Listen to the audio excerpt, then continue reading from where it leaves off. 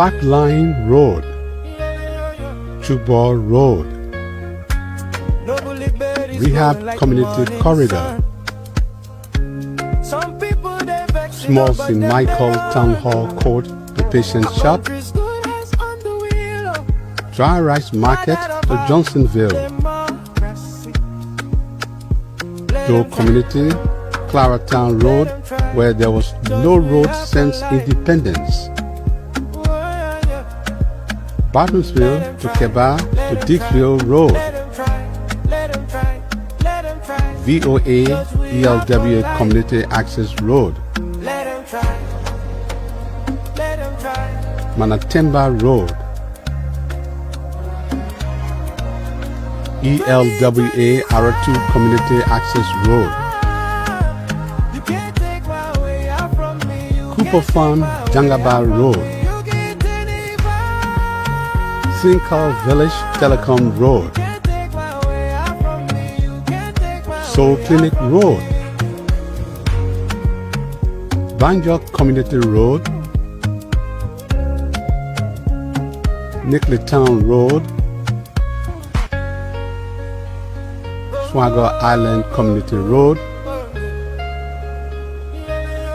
Logantown Broad Street, St. Kizito Red Light Road, Fairground Road, Grand Bassa County, Banga Broad Street, Bon County, Bopolu City Street, Bapolu County, Greenville, Sino County, Barclayville, Grand Crew County, Foka Mission Road. Additionally, with the development partners' assistance solicited by President George Weah, construction is also ongoing on major corridors throughout Liberia. Notwithstanding the support from partners, the Weah-led government is partly contributing resources to all of these road projects. The Coca-Cola factory to ELWA Junction Road is being paved with assistance from the World Bank. The CDC administration resuscitated a 2007 agreement with ArcelorMittal and also contributed $13 million to the Ganta to Yekepa Road project, which is nearing completion. Under his signature coastal highway project, the president has secured $30 million from the ECOWAS Bank for Investment and Development to pave from Barclayville to Southtown, that is in Grand Crew County, and from Southtown to Cloney in Sino County. The CDC-led government renegotiated the terms of the Banga to Salaye Road, which is now ongoing.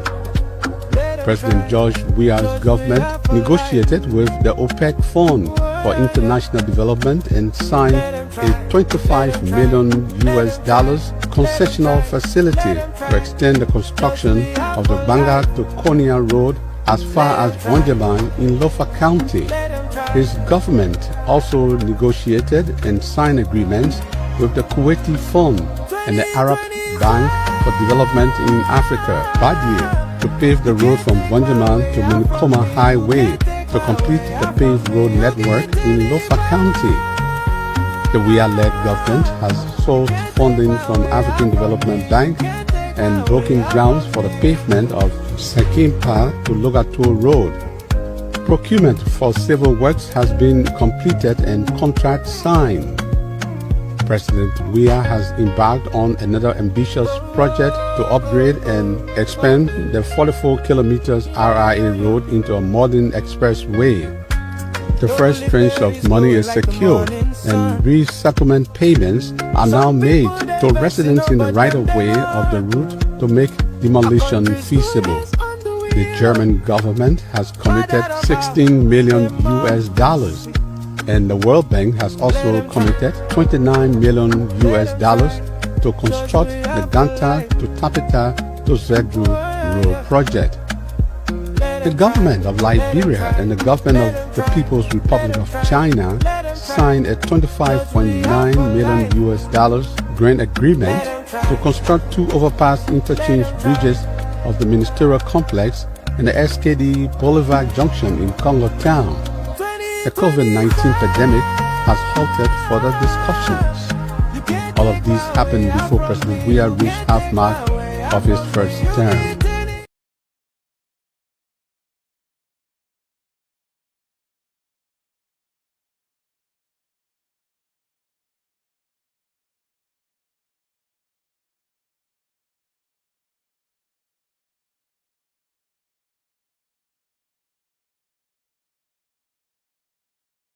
Now I'd like to make an important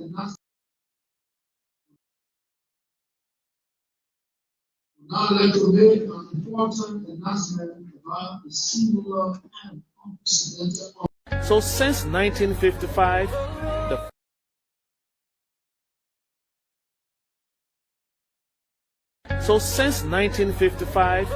the first concrete structures are being placed here in this village. Now I'd like to make an important announcement about the singular and Pipeline Road, Chubor Road, Rehab Community Corridor, Small St. Michael Town Hall Court to Patient Shop, Dry Rice Market to Johnsonville, Doe Community, Claratown Road, where there was no road since independence, Bartonsville to Keba to Dicksville Road, VOA ELWA Community Access Road, Manatemba Road, ELWA R2 Community Access Road, Cooper Farm Jangaba Road, Sinkal Village Telecom Road, Soul Clinic Road,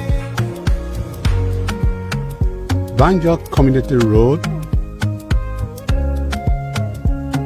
Nickley Town Road, Swagger Island Community Road,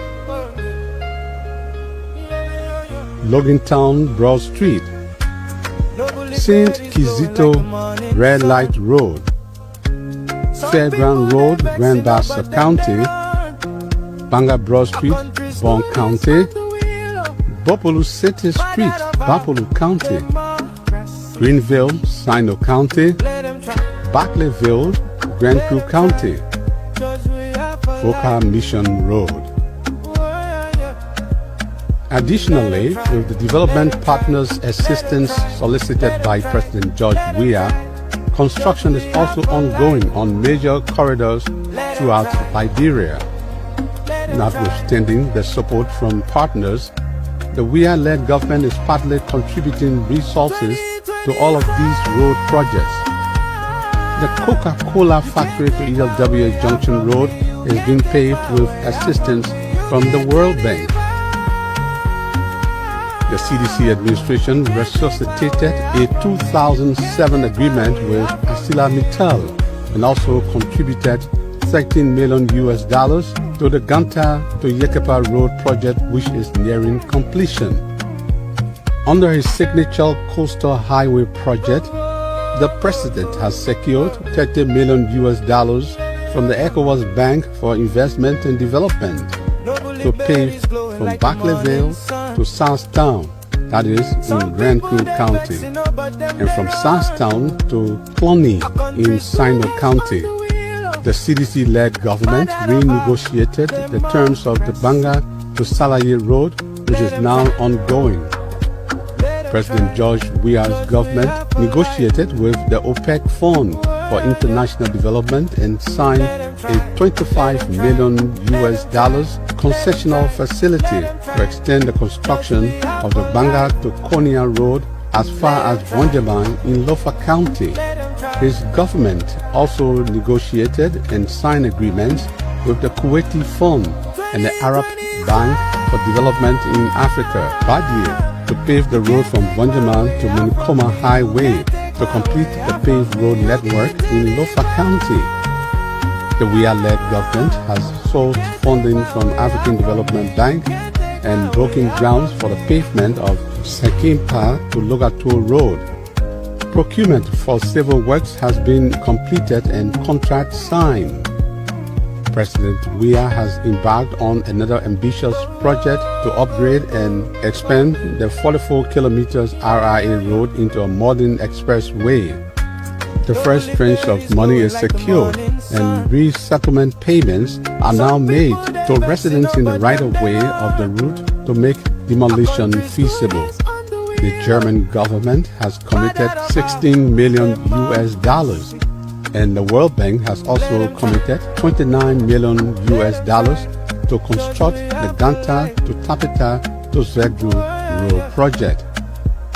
The government of Liberia and the government of the People's Republic of China signed a $25.9 million grant agreement to construct 2 overpass interchange bridges of the ministerial complex and the SKD Boulevard Junction in Congo Town. The COVID-19 pandemic has halted further discussions. All of these happened before President WIA reached half mark of his first term.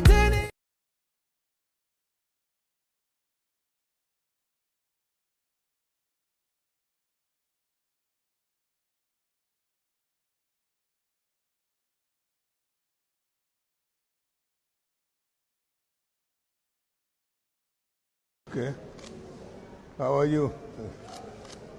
How are you all? Okay. How are you? How are you all? Thank you. Welcome, Mr. President. Welcome to the media. We'll take 3 questions, and we'll start with LBS. Yeah, my name is Vasta Tali. Welcome back to the country, Mr. President.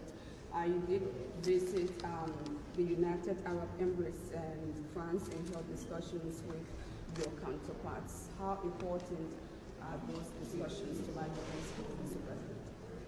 Important to the extent that they were reassuring, and some of the discussions were even beyond what we had expected, especially in France, and also in Dubai, but then also in the capital. Discussions were very, very good. Okay, Mr. President, Princess Kosiba and Ariko for KMTV. So as part of your engagement there in France, you had Liberian troops there, and then they are pleading with you for the resumption of Air France to Liberia. How soon do we expect that? I can promise that, but that's a discussion. We take note of all the discussions that go on when we travel. We don't make promises, but if there are things that we can work on, we take them with. We don't own Air France, so we have to discuss with the authorities. But I think that's what they want to see, and we just receive it in good faith. Phil Fellows and then Anthony. Okay, Mr. President, welcome. You met with others from the UAE. Can you tell us some important investment that you are cognizant that the UAE will invest in Liberia in terms of next year, sir? Well, there's much talk about the Emirates coming to Liberia, but also more important to that is investment. And the King said they're going to send a team here that will work with us. I think that even more of something that we look forward to. And we believe the chances are great. Okay, so Mr. President, we know that President Emmanuel Macron did invite you, but the UAE, was there an invitation, sir? Yes. Otherwise, I wouldn't have gone there. Invitation, not very official, but in China that we appreciate and that we're more productive. Mr. President, you did hold crucial meetings with French employment enterprise Lendef, one of the largest employment enterprise in France. And there are several companies who were part of that meeting. And from the press release from the executive mansion, most of these companies expressed interest in wanting to invest all in over. Liberia. Sure. Mr. President, follow-up mechanism is key. When do we expect to see results? Thank you from very these much. companies? The people around here are hearing you. Yes, sir. We've done our work. We're supposed to do it on the ground, and we promise to do that. Thank you very much. So that was the voice of His Excellency. The major thing is the follow-up mechanism, and the question was asked by the PRBC reporter, and His Excellency said those responsible are here.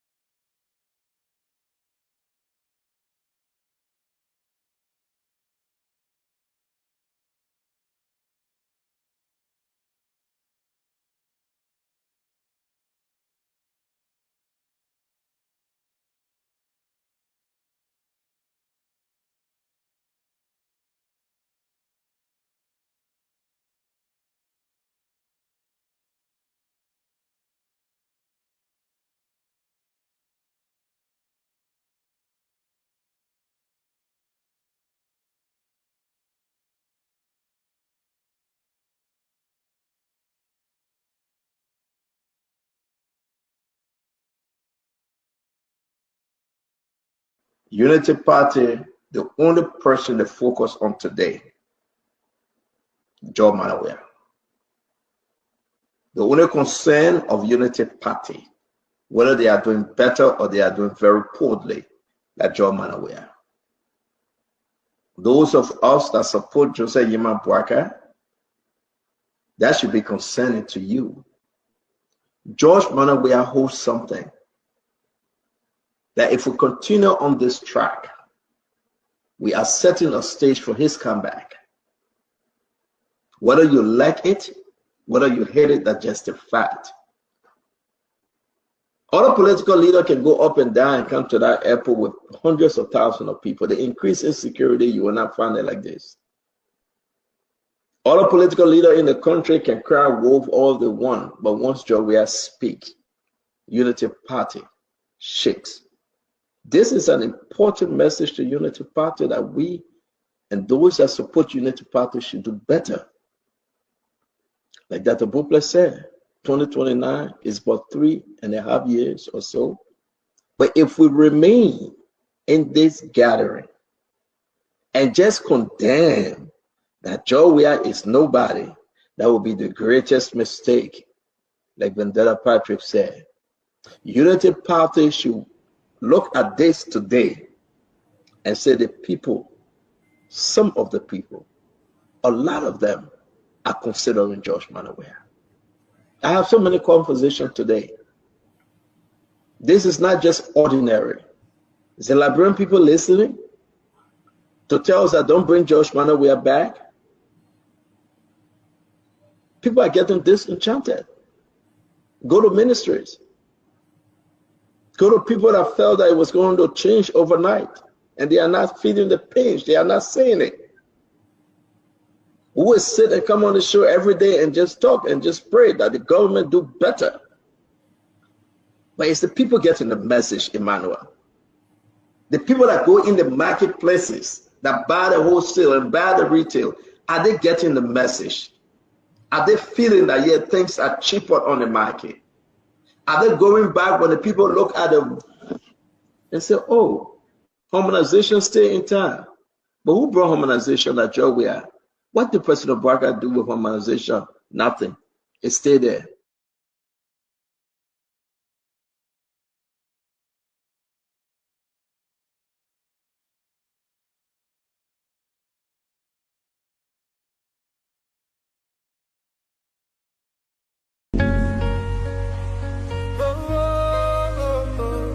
Pipeline Road, Chubor Road, Rehab Community Corridor,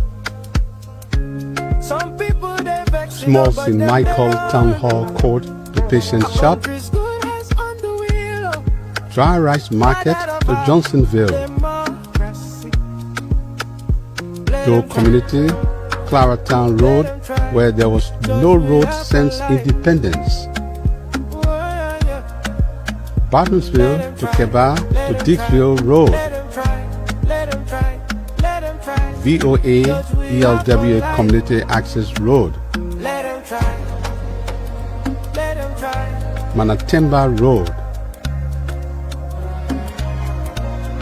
ELWA Aratu Community Access Road, Cooper Farm Jangaba Road, Sinkal Village Telecom Road, Soul Clinic Road, Banjok Community Road, Nickletown Road, Swagger Island Community Road, Logantown Broad Street, St. Kizito Red Light Road, Fairground Road, Grand Bassa County, Banga Broad Street, Bon County, Bopolu City Street, Bapolu County, Greenville, Sino County, Barclayville, Grand Crew County, Foka Mission Road. Additionally, with the development partners' assistance solicited by President George Weah, construction is also ongoing on major corridors throughout Liberia. Notwithstanding the support from partners, the Weah-led government is partly contributing resources to all of these road projects. The Coca-Cola factory to ELWA Junction Road is being paved with assistance from the World Bank. The CDC administration resuscitated a 2007 agreement with ArcelorMittal and also contributed $13 million to the Ganta to Yekepa Road project, which is nearing completion. Under his signature coastal highway project, the president has secured $30 million from the ECOWAS Bank for Investment and Development to pave from Barclayville to Southtown, that is in Grand Crew County, and from Southtown to Cloney in Sino County. The CDC-led government renegotiated the terms of the Banga to Salaye Road, which is now ongoing. President George Weah's government negotiated with the OPEC Fund for International Development and signed a $25 million concessional facility to extend the construction of the Banga to Konya Road as far as Vonjaban in Lofa County. His government also negotiated and signed agreements with the Kuwaiti Fund and the Arab Bank for Development in Africa, BADIE, to pave the road from Vonjaban to Manikoma Highway to complete the paved road network in Lofa County.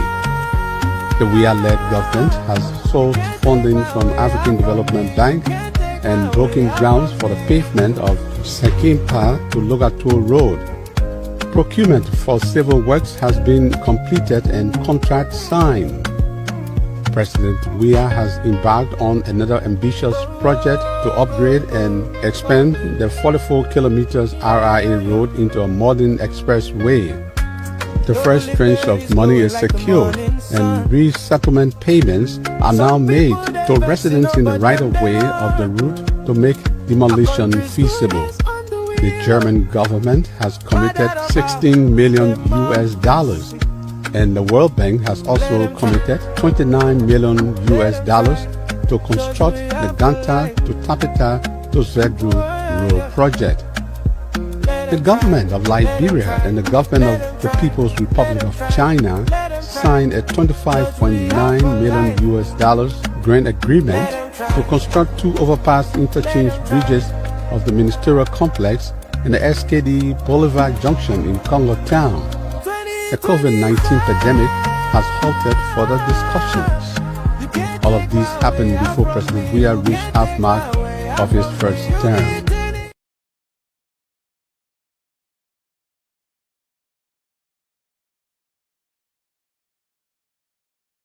Unity Party, the only person to focus on today, Joe Manawea. The only concern of Unity Party, whether they are doing better or they are doing very poorly, like Joe Manawea. Those of us that support Joseph Yima Bwaka, that should be concerning to you. George Manawea holds something that if we continue on this track, we are setting a stage for his comeback. Whether you like it, whether you hate it, that's just a fact. Other political leaders can go up and down and come to that airport with hundreds of thousands of people. The increase in security, you will not find it like this. Other political leaders in the country can cry wolf all they want, but once Joe speak, Unity Party shakes. This is an important message to Unity Party that we and those that support Unity Party should do better. Like Dr. Bupler said, 2029 is about 3.5 years or so. But if we remain in this gathering and just condemn that Joe Weah is nobody, that will be the greatest mistake. Like Vendetta Patrick said, Unity Party should look at this today and say the people, some of the people, a lot of them are considering George Manawea. I have so many conversations today. This is not just ordinary. Is the Liberian people listening to tell us that don't bring George Manawea back? People are getting disenchanted. Go to ministries. Go to people that felt that it was going to change overnight, and they are not feeling the pain. They are not saying it. We will sit and come on the show every day and just talk and just pray that the government do better. But it's the people getting the message, Emmanuel. The people that go in the marketplaces, that buy the wholesale and buy the retail, are they getting the message? Are they feeling that, yeah, things are cheaper on the market? Are they going back when the people look at them and say, oh, harmonization stay in time? But who brought harmonization like Joe Weah? What did President Bwaka do with harmonization? Nothing. It stayed there. Thank you very much. I welcome each and every one of you from our little closet in Monrovia. And we are excited to be back today. Today will be very interesting. We most likely we have the chairman of STEM, Mobake Modu. Hopefully by 6 p.m. Liberian time, we have Chairman Mobake Modu. And we just ask each and every one of you to keep sharing our live. And ask other people to join in, and let's keep sharing. And as usual, we'll recognize our family people. And our women Macrede, you are welcome. Vic Marsh, John Lane, June Peterson, Nangbe, Simon Zo, John Potte, Ojuku Wellington, Orito Tukba, Heron Dane, Danan Hoskins. You are all welcome. And I just keep sharing it live. You know, very soon in the next hour and few minutes, I will be going live to our YouTube channel. We just opened our YouTube channel, but we have some time to start going live. YouTube gave us 24 hours to start going live. So maybe in the next 1 hour, few minutes, we'll also be going live. Those of you who don't have Facebook, You can join us on the YouTube channel in the next 1 hour and a half. But we really appreciate you for joining us. So Tracy, how are you? One of our biggest fans and supporter, Christopher Bernard, Darlington Rep Kwanu, Marcus Gidet, Boniface Gidet, Boniface Saleh, Michael, yeah, Darlington, we see you. Talo Bowie, Marcus Gide. Oh, definitely. So while we are waiting for others to join in, you know, Ase will be on with us. Ase Do, Kev Hassan will also be on with us. Say hi, you, say new one. You know, if I don't recognize you, it will be a crime against humanity. I don't want to commit crimes against humanity. Lami Kroma, how are you, Alexander Kappa, Alex A. Alex, Ambassador Emmanuel Balo, Makimi D. Harris, Vic Marsh, Darren, Eric Rabos, Danison Doe Davis. Yes, say James Todd, Kuya Dalu, Ziwion Dennis, Mose, Mulburn, James Porter, Stash Diana, Mam Matterson, how are you? Jefferson Cole, Marcos, everyone joining us. We just want you to do something very important for us. Just share the live. We expect that our colleagues will soon join in. Let me see. I hope we don't have some technical problem. But I want to check in on Ase.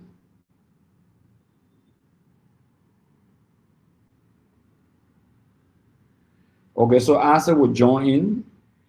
We expect Jeff. Ase is at work, so he will join in later on.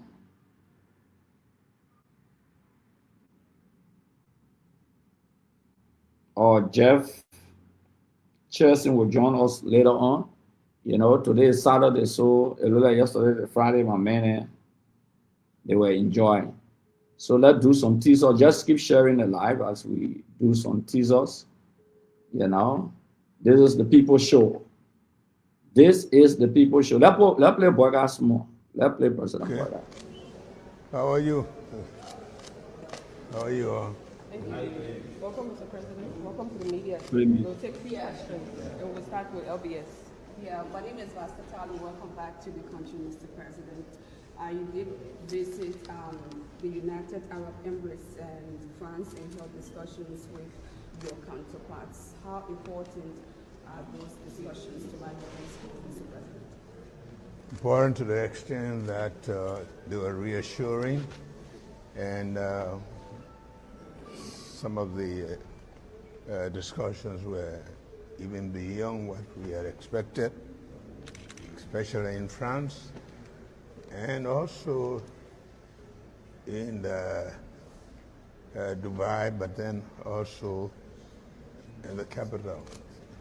Discussions were very, very good. Okay, Mr. President, Princess Kusiba and I report for KMTV. So as part of your engagement there in France, you had Liberian troops there, and then they are pleading with you for the resumption of Air France to Liberia. How soon do we expect that? I can promise that, but that's a discussion. We take note of all the discussions that go on when we travel. We don't make promises, but if there are things that we can work on, we take them with. We don't own Air France, so we have to discuss with the authorities. But I think that's what they want to see, and we just receive it in good faith. Your fellows, and then Anthony. Okay, Mr. President, welcome. You met with other folks in the UAE. Can you tell us some important investment that you are cognizant that the UAE will invest in Liberia in terms of next year, sir? Well, there's much talk about the Emirates coming to Liberia, but also more important to that is investment. And the King said they're going to send a team here work with us. I think that even more of something that we look forward to. And we believe the chances are great. Okay, so Mr. President, we know that President Emmanuel Macron did invite you, but the UAE, was there an invitation, sir? Yes. Otherwise I wouldn't have gone there. Invitation, not very official, but in channels that we appreciate and that were more productive. Mr. President, you did hold crucial meetings with French employment enterprise Mendef, one of the largest employment enterprise in France.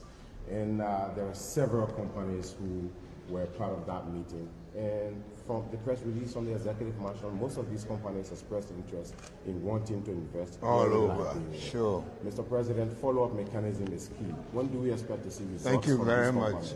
The people around here are hearing you. Yes, sir. We've done our work. We're supposed to do it on the ground, and we promise to do that. Thank you very much. So that was the voice of His Excellency. The major thing is the follow-up mechanism, and the question was asked by the PRBC reporter, and His Excellency said those responsible are here.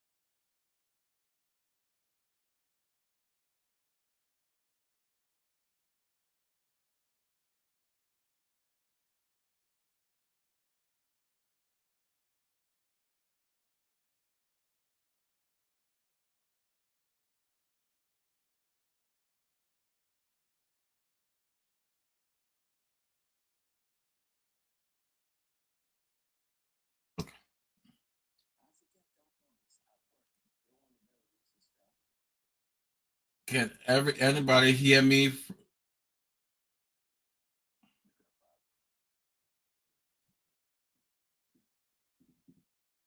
Isaac, Isaac, can you hear me from the back?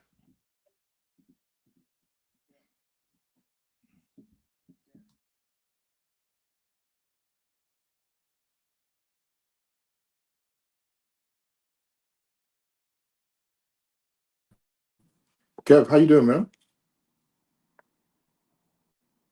Oh, okay, you can hear me, right? Yes, I'm hearing you. I'm hearing you. What happened to Akaras? I passed at the office this morning, so I will be in and out on the show. But what happened to Akaras's internet? The United Party people try to take the main internet away because they know we should be explosive today. Yeah, they're trying to take the main internet. Yeah, so folks, welcome to the show. This is the second edition of the Weekend Review with Akaros Gray, Kep Hassan, Isaac Doe. Jefferson Chasey will be joining us later. Today, we'll be looking to have from Stan's Fighting Chairman, Mobake Molu as a guest. Tomorrow will be a big one. Axel Jackson joins us. Axel Jackson is not a strange name at all to the media landscape. But Kev, what do you make of the day today? Well, Isaac, it's a great day, you know. Funnily, I woke up around 2 a.m. my time, and by 3 a.m. my time, I saw the wonderful man. I think he did a post. The second Jesus? Are you talking about the second Jesus? The second Jesus. I know. Well, I can say this: anytime your opponents, right, and wishing you a bad thing to happen to you because they're losing. When somebody losing, they always come out and say, "Oh, this still will happen. This still will happen. This still will happen," because they know they cannot compete with you. After the groundbreaking, a bad thing the pro and user party can be wishing for. Bad. So you did the break, right? You demolished your headquarters. Nothing happened to CDC. You stopped the man from flying, for learning, right? Nothing happened. He was in the air. They say, we won't get place for you to learn. Nothing happened, right?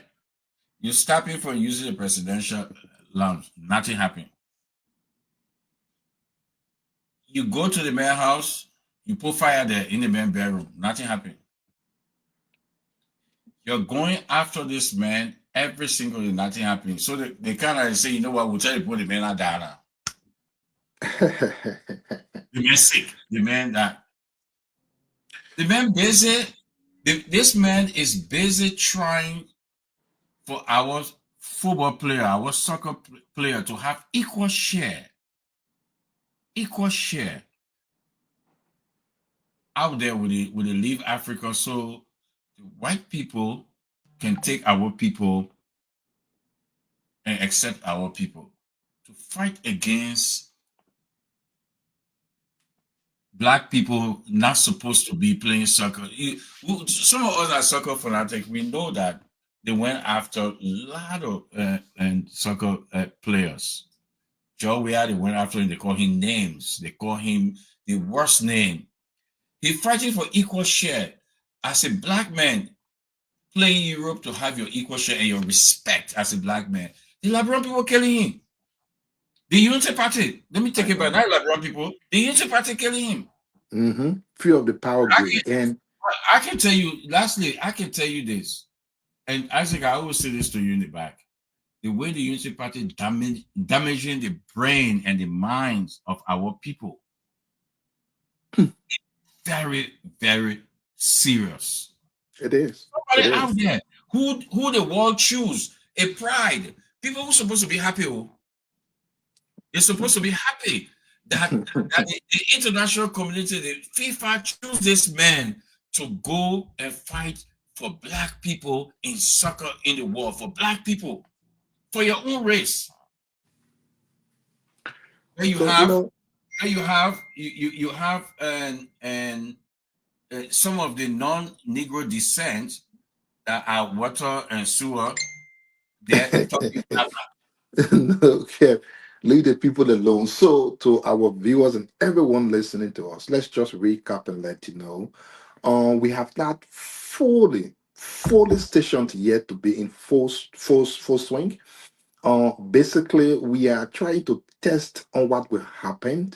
We are still looking to put this show on YouTube. We are also working with many radio stations across Liberia just to ensure we are everywhere. You can trust that this station, this program will bring you nothing but what you need to know. As a matter of fact, thank God we have General Gray back. Like I said, I'm at the office. I will be in and out. We always want you to follow, trust in the information we bring. One thing we've always promised ourselves is we don't just want to talk. Every time we talk, we want evidence. So, General Gray, I give it over to you.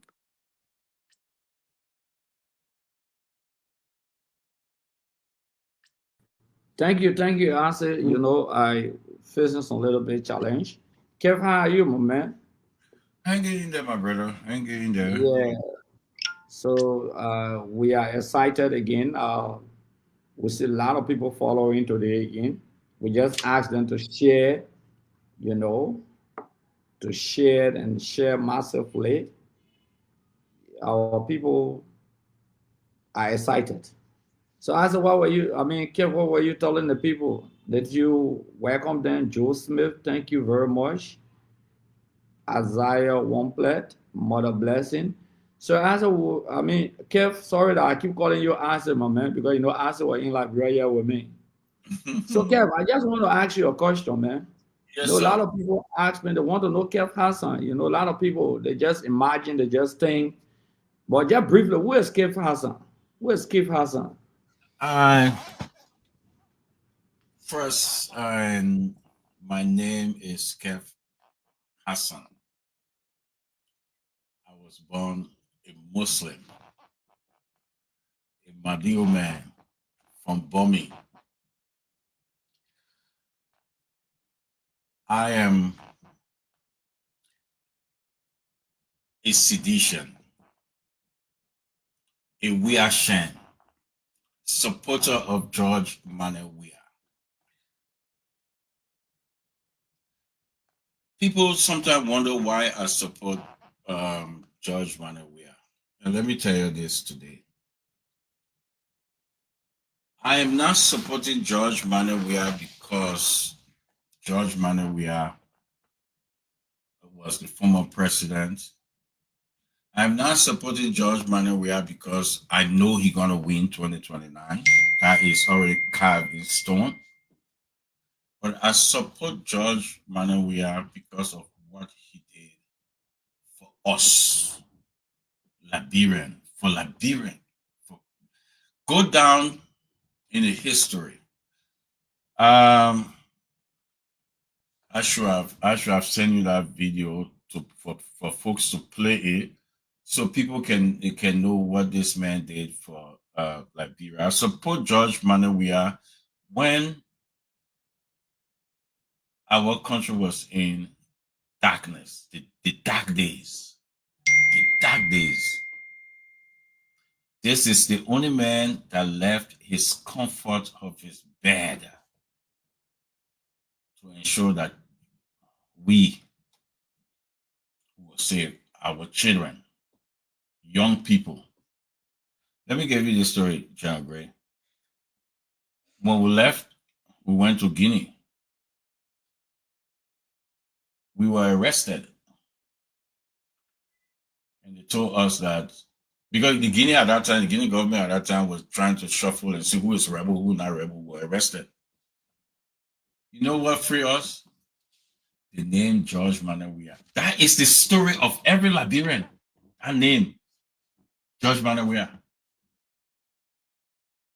That name lives in us. I support George Manuel Weah because of things that he did for Liberia. We know we see a lot of hypocrite today. But if I start here, I will not end, great. I will not end. That's why I support George Manuel Weah, because you muted, great. Kev Hassan. Yeah. Kev Hassan. Yes. Look, you grew up in Bomi County. Yeah, LMC compound. Yeah. Kev Hassan, boy, know what they call LMC compound. Liberia Mining Company. Liberia Mining Company. I grew up in LMC compound. My father worked for my late father worked for Lands and Mines. He used to work for Lands and Mines. School in Bomi. My father was part of it. So, and for those out there, my father worked for Lands and Mines. Wow. He used to. Toward days for long years. That's great. You know, people need to know people. We have a challenge in this country. And the challenge is this. A lot of people think they know people. They claim to know people. Unfortunately, they don't know people. They only hear about you, and which is very dangerous. Hearing about you and knowing you, they're two different things. But today, Kev, we'll be running through a few things. While we see what we can bring mobile model on by 6 o'clock. Right. Today, there are a lot of things happen during the period of the week. So many things happen during the period of the week. And among those things, for example, Mr. Boyka returned to the country, and we all know he came to the country. The question is, what did he bring to the country? A lot of people asking that question, what did he bring after returning? So let's start with that. Let's keep the ball. Let me bring Ase on. Ase was starting with what Mr. Boyka brought to the country. So probably you were not privileged to listen to him. So that play the tape, and you listen to Mr. Boyka himself. Questions were being asked to him, and there's the tape that just played the tape. Okay. How are you? How are you all? Thank you. Welcome, Mr. President. Welcome to the media. We'll take 3 actions, and we'll start with LBS. Yeah, my name is Vasta Tali. Welcome back to the country, Mr. President. You did visit the United Arab Emirates and France and held discussions with your counterparts. How important are those discussions to Nigerians, Mr. President?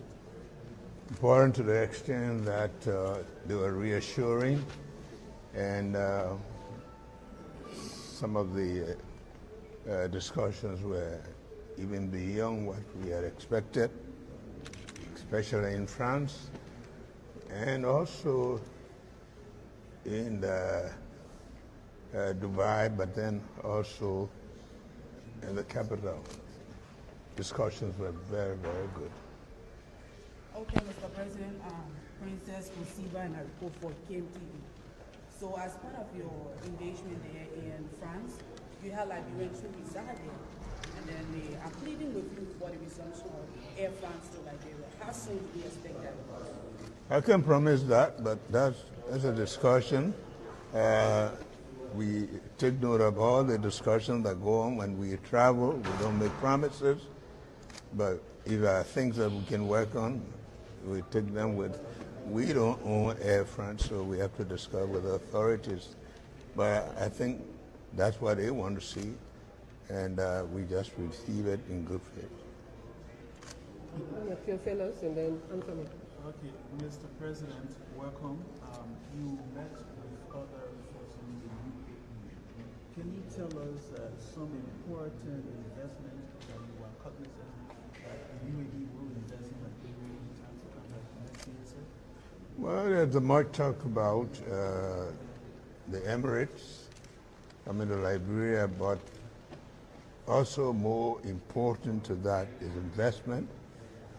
And the king said they're going to send a team here that will work with us.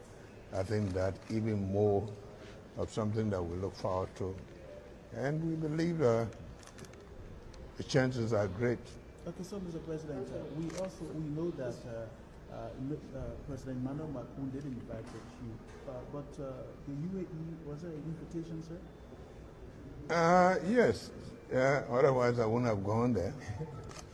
Invitation, not very official, but in channels that we appreciate and that were more productive. Mr. President, you did hold crucial meetings with French employment enterprise Lendef, one of the largest employment enterprise in France.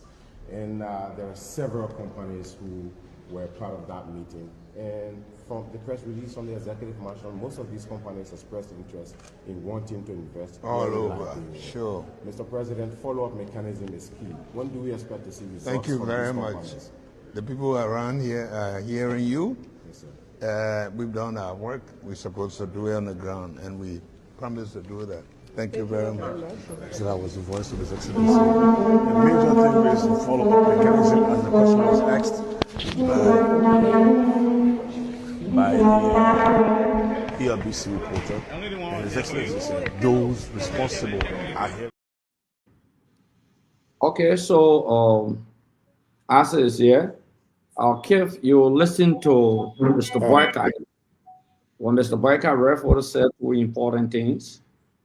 He said that he went to the UAE, though it was unofficial, and he spoke about the issue of investment. And besides that, the question is, what did he bring to the country, which is very important.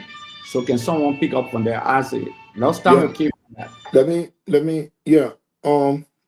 Let me go there. Like I said, I will be in and out. Just before I go, I want to please beg the people out there. Please don't call me on Facebook. Don't call me on WhatsApp. I'm using my phone. Every time you call me, it distracts the entire thing. I'm begging you. Just give me 2 hours. You can start calling. Answer because people will call you on it. Yeah, please stop calling me, especially United Party people. But stand up, not stand up now, but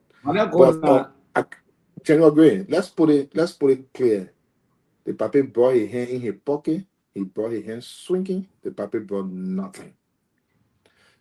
And what really make me a little concerned is for a country's president to state it was not official but official. You know the thing they can say, oh my man, if you want can come, that's what the papa talking about. If somebody tells you if you want to come, don't go there. Because even transportation, you won't get it to go back. It means they didn't invite you. We do our thing here. If you want can come, you on your own. Imagine the president. Now, I listened to the other lady, the press secretary. Apparently, she is not aware of when people say right. I listened to her. Apparently, she's not knowledgeable of people asking what to bring. And her explanation was if a president travels, they're not bringing back or money, not to put money in there. As soon as the president plane comes, and then they hold the money down. I was asking myself, when did she know this one? I didn't think she knew it from 2023, 2022, 2021. I mean, she got to know it. But again, if people ask, what are you bringing? Is what will be the success of your trip? What can you tell the country of the benefit of your trip? The papa could not list a single benefit. It only tells you the papa brought nothing but hand swinging. And this is not what the president should be doing to the country. The money that the president is spending, and let me say this, President Boakai is the first president in the history of our country to have taken a private jet from Liberia to Europe. No president has ever taken a private jet from Liberia to Europe. President Weah who take his plane to Ghana and then take commercial flight to go. President Boakai took his from Liberia straight. And the president returned to only tell us it was not official, but official, if you want to come. And then what happens? Just as the president was coming, they started communicating with their own thinking that Liberians are stupid, that they will come and say, oh, let's do some kind of asset recovery thing. Oh, let's submit 1.2 million budget so that at the end of the day, everybody can forget about how the trip are made and they will not be asking. But the people aren't stupid. The people in the market, the young boys, they want to know what's the success of that president when the president travels. I mean, President Weah went to the same UAE. What did President Weah do there?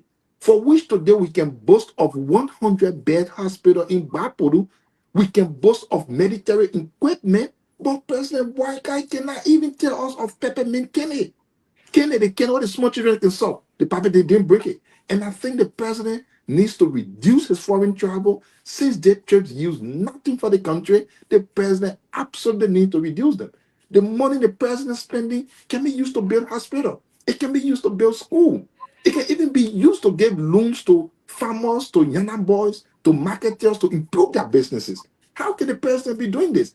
And the president will tell, oh, we just go, the discussion we held, and our not invited officially, but I went there. What kind of a thing is this? And you think you want to sway the minds of the people for them to forget about the trip you make, asking you what you brought? The president brought nothing. The president brought his hands swinging. Thank you very much. Thank you, the great Ase Do, former Deputy Minister, Minister of Youth and Sports. Kev, what did President Boakai bring to Liberia? That's the question. That's the $1 million question. What did he bring? Well, I always let to teach my man Kev. You see the man, a small man. So, Kev, we can go ahead. Yeah, my man. But let me say this to you, yeah, great. You know, Ghana announced I said I came from Uganda, so yeah, Uganda. the president of Guinea-Bissau, Sissoko. That's the president of Guinea-Bissau. You know, great. Ghana announced. Go to the Ghanaian page. You will see Ghana announced, right? All the presidents who went to France, went to different places, they announced. But great, put it down a little bit, yeah. And great, yeah, put it down a little bit, and let me say this: the important thing of that of President Bokai, to say Iman Bokai,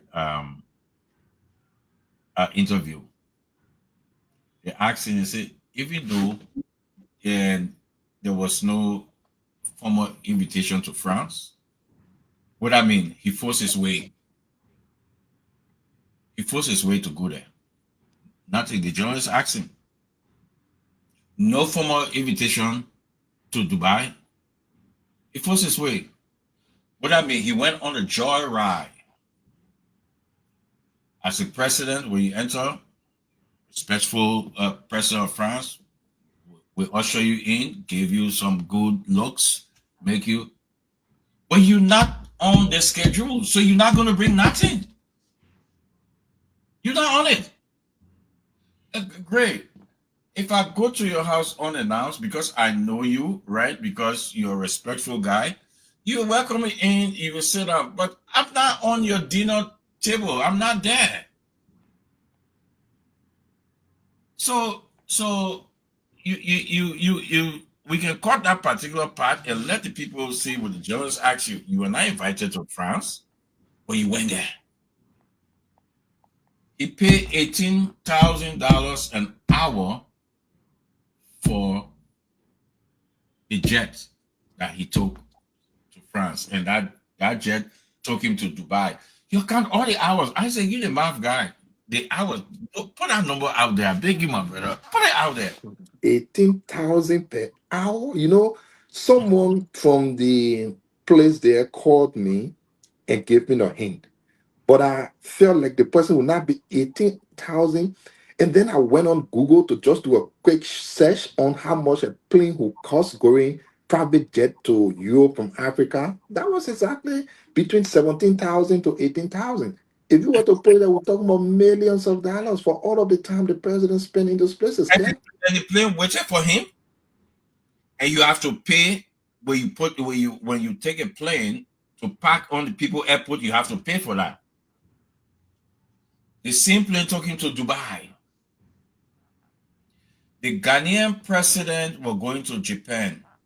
He spent 22 hours in transit in Dubai. I will cut that tape and you play with the Ghanaian press talking about it. 22 hours in transit with commercial plane.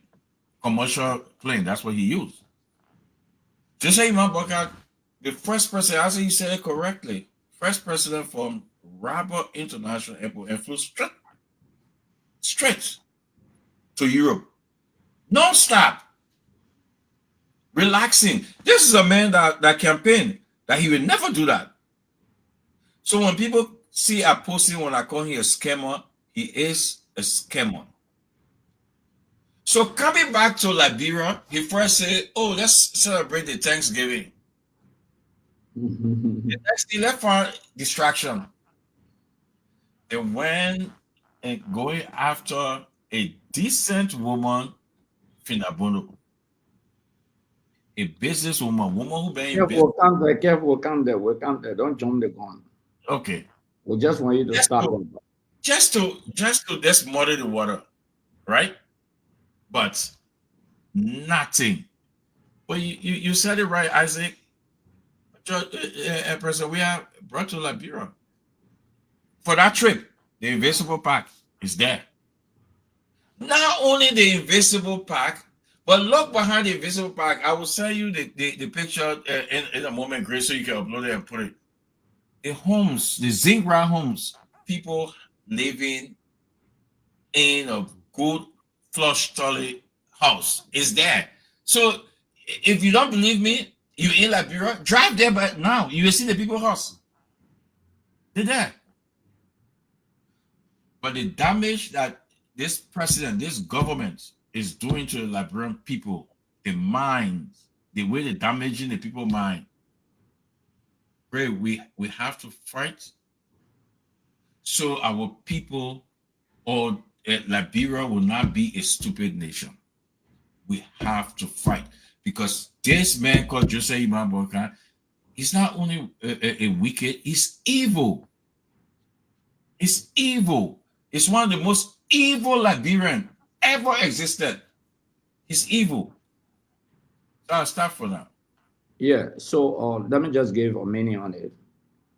Because, you know, look, the first thing is that Mr. Boykan left this country in a private jet, which is a contradiction. Everyone knows that. He went to France unofficially, according to him. Yes. What did he do? He met some investors, according to him. If you listen to him keenly, he saw the resources of Liberia.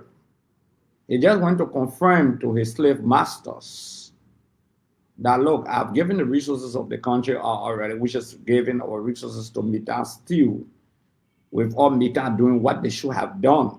You know, on our administration rejected that deal because we felt that Mita has not done well for the people of Nima County, the Republic of Liberia. Then he flew to the UAE. Unfortunately, again, unofficial, he comes back to the country with nothing. That's why we say he left this country empty-handed and came back empty-handed. But get what? He left with something in his pocket. He took the Liberian people money, hundreds of thousands of dollars. He spent it, and he brought nothing back practically to the country. But mere political statement, mere promises, which is very dangerous for the forward march of our country. And our friends on the other side sit there and think that there is a joke. The Liberian people are not stupid. The Liberian people know exactly what they are going through. So Boyka left, came with nothing. For the press secretary to even say that when President Golding had to be coming with money and they put the money in there, but you question President Weah. What did he bring to the country? Whether he brought investors, whether he brought aid to the country, whether he brought cash to the country. They question us. But fortunately for us, President Weah brought $10 million from France. The invincible pike today, some of the money was spent there. The kids go there to play, including President Boyka children and other people who criticize President Weah. The Emirate Hospital in Bapolu is one of the best in West Africa. This government has neglected that hospital. It's unfortunate. Military equipment also. Yeah, he brought in military equipment for the armed forces of the Republic of Liberia from the UAE. So again, the question is very clear that Boyka brought not into the country. He lied to the people of Liberia. But it's good that we go to the next subject matter. I've just been in chat with Mobile Model. He will soon be coming on. So, but it's good that we go to the next subject matter. And what's the next subject matter? Yeah, no, General Gray, before you go, I beg you, let me just pass a quick, yes, on this president's travel. I think it is not, brother, the country is hard. Liberia is hard. Even the rescued children are finding it tough to make their way. These things are very important to an economy that is as struggling as Liberia's. General Gray, how many other places did President Boyka travel? Think about all of the trips President Boyka made. It is not only about France, it's not only about Qatar. President Boyka has been making countless travels. What has become any of those travels? Are we saying the president does not have any contact at all. And one of the arguments the United Party will be making is, oh, it's just 2 years, but you're spending money. You are spending excess of Liberian taxpayer money to travel. Because of time, we have to go to the other subject matter, please. Right, absolutely, because I know we get, and if you will come back in the way the president came, and the only thing he thought he could achieve is to divert the attention of the people on things that he knows don't matter, we are in a bad time, and I think our country is going backwards. Yeah, so answer the next front line that is of interest, the important front line that is of interest, one of the areas. The government made a series of arrests. The unsealed indictments of past and current officials of government. What is your take? Should we begin with Mr. John Ubodi? I think we should start with Mr. John Ubodi. Absolutely, we can go there. So the arrest made by the government is as the result of laziness from the asset recovery team. Laziness. Just for the people to understand what happened. According to them, John Ubodi received money from Ministry of Foreign Affairs. He didn't do the work for which he received the money. But the asset recovery team did not know that the money was paid to John Ubodi by rescue government, by United Party government. Apparently, they didn't have no time to even do a little bit of more research on who paid him. They forgot, they didn't know that the Justice Minister of Liberia today, Onam Boakai, is the one who gave the go-ahead for them to pay John Ubodi. But to get something clear, what they are talking about is not actually money that came from taxpayer money. This was a contribution from the Moroccan government to fix the Foreign Affairs Ministry. After John Ubodi completed, because it was in sometime in 2023, that's how after the election and the campaign, this government came in. And fortunately for them, they paid John Ubodi. How can you pay someone money and then come from there and say, oh, the person did not do the work for which you pay the person money? Let's put it in simple English. Okay, somebody came to do your work. The person didn't do your work. But then you, the same accounts, go and pay the person. You must be one of the dumbest people on earth to do that. Again, the asset recovery team was so lazy because they had no job, nothing to do their debt. And President Boakai was returning to the country with swinging hands, so they wanted to put up a show. Why go to John Ubodi when it was your government that paid John Ubodi the money? How can you pay a money if you know the job wasn't done? Only you have certified completion of the work before you pay.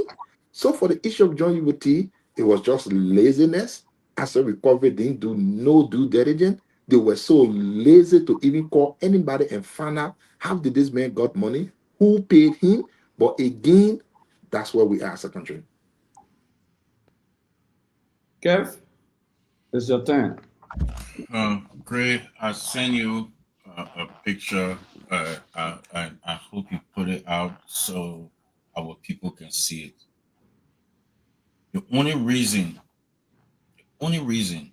they're going after John Ubodi is because John Ubodi was named among the list to construct the CDC headquarters.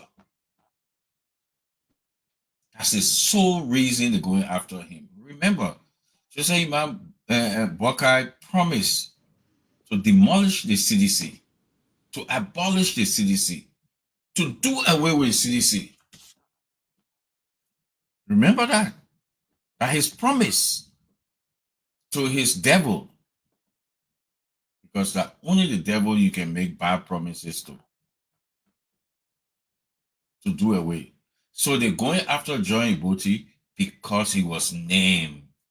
And remember, John Ubodi was afraid. And he said that, he said, oh, you name me on this thing, this government going to come after me. because they're going after everybody. I send you this picture so you can put it and see Mrs. Sawyer on that picture. Who they sent to Saw Beach yesterday with Joy Iboti. Sent them to Saw Beach. I was at the foreign ministry. I took those pictures when the work was going on. Under Minister Kimia. I was there. Not only me, Tomlin George was there. Ben Savvy was there. Dr. Peabody was there. We were there. We saw every work that took place. You go to the foreign ministry right now, it's a brand new place that Sarah Beslow is enjoying, which she don't know anything about. Instead of they say thank you to President Weah for fixing the foreign ministry, which the foreign ministry is brand new place now, even the parking lot. What they doing? They going after our people. That's what's happening as we speak. They're going after our people. So I hope Gray, I know your internet is having an issue. So I hope you can put it up so the Liberian people can see the work that happened. You know, I hope Isaac, you can come on and let's talk about it. Gray's internet is very, very bad today. You know, so that's what we are going through, Liberian people. But when Gray come on, we'll post this picture so folks can see the work, the entire foreign and Gray, you get me right? Okay. Yeah, you put it up. I wanted people to see. You see. Yeah. I faced some technical problem. That's why. Yeah, I'm trying to lower it, but then is so I hope I can get it lower later on. Yeah, but you struck a point, and you struck a point. I'm rolling it, but it's taking this own time to load. But Kev, we need to focus on this, which is very important about Mr. Ubodi. This is very important. Ubodi, Mr. Ubodi, indeed. Are you getting me? Yeah. So, the issue of Mr. Ubodi is this, Kev. It's a pure vision. It's a pure absolute vision, if you think about it. Mr. Ubodi did a work to MDMC, his company. He has owned this company since Samuel Doe time, MDMC company. Since Samuel Doe. In fact, during the Liberian Civil War in the 90s, he was there receiving money from abroad and giving to Liberians. When you send when your parents send money, you will go there and receive it, or your friends, family members. So Mr. Ubodi had been doing this way. He had a company since Samuel Doe time in government in the 80s called MDMC. In fact, they've been into city management, city cleaning, construction, different way. So Mr. Ubodi had his contract. To ensure that the foreign ministry up to the 5th floor, it's been renovated, including the passport section and other areas. So Mr. Ubodi did the work. This government came to power. Interestingly, when the government came to power, the Minister of Justice, are you seeing what I put up? Is it up? Yeah. The Minister of Justice, if you look at that document, you see the signature of the Minister of Justice. That's the signature of the Minister of Justice under this government. The Minister of Justice told them that the old Mr. Ubodi, because Sarah Beslow decided that, look, I will want to know whether we should pay this man. So the Minister of Justice said, under this government, pay the man. It's $487,000 United States dollars. And also he's claiming a second point. What is he claiming? He's claiming that there was a change order. That means when you're doing a piece of work in construction, and then the people you're doing the work for say, look, I think I need another things to be added. Maybe put internet facility, maybe extend the building, maybe attach a shop or whatsoever. So Mr. Ibodi said, okay, so there was a change order, there was a new BOQ. So he also did the second way.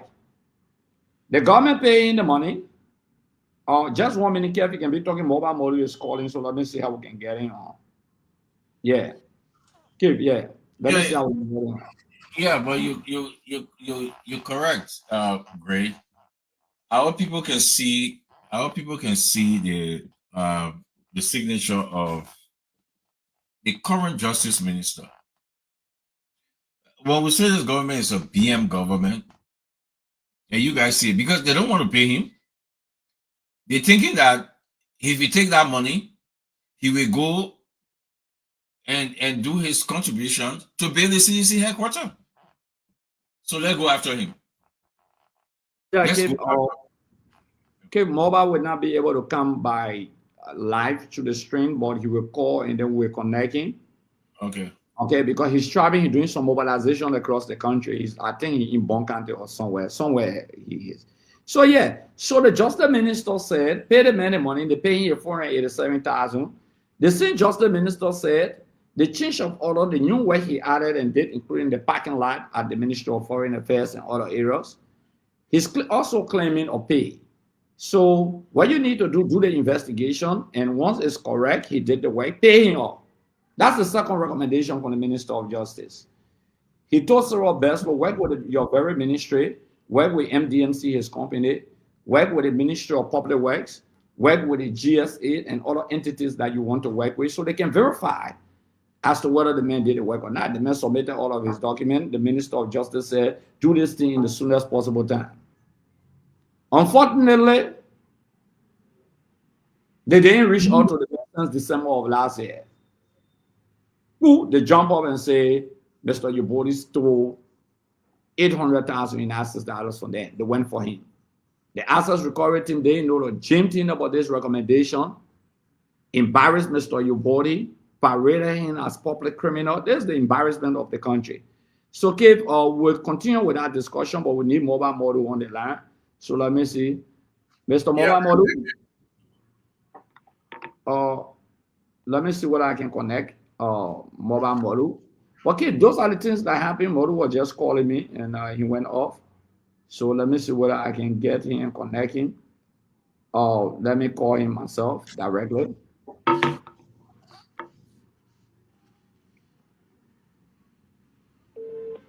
So if you can be talking.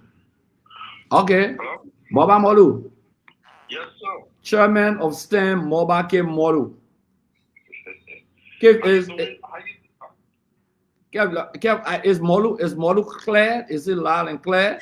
Yeah, he's clear. We can hear him.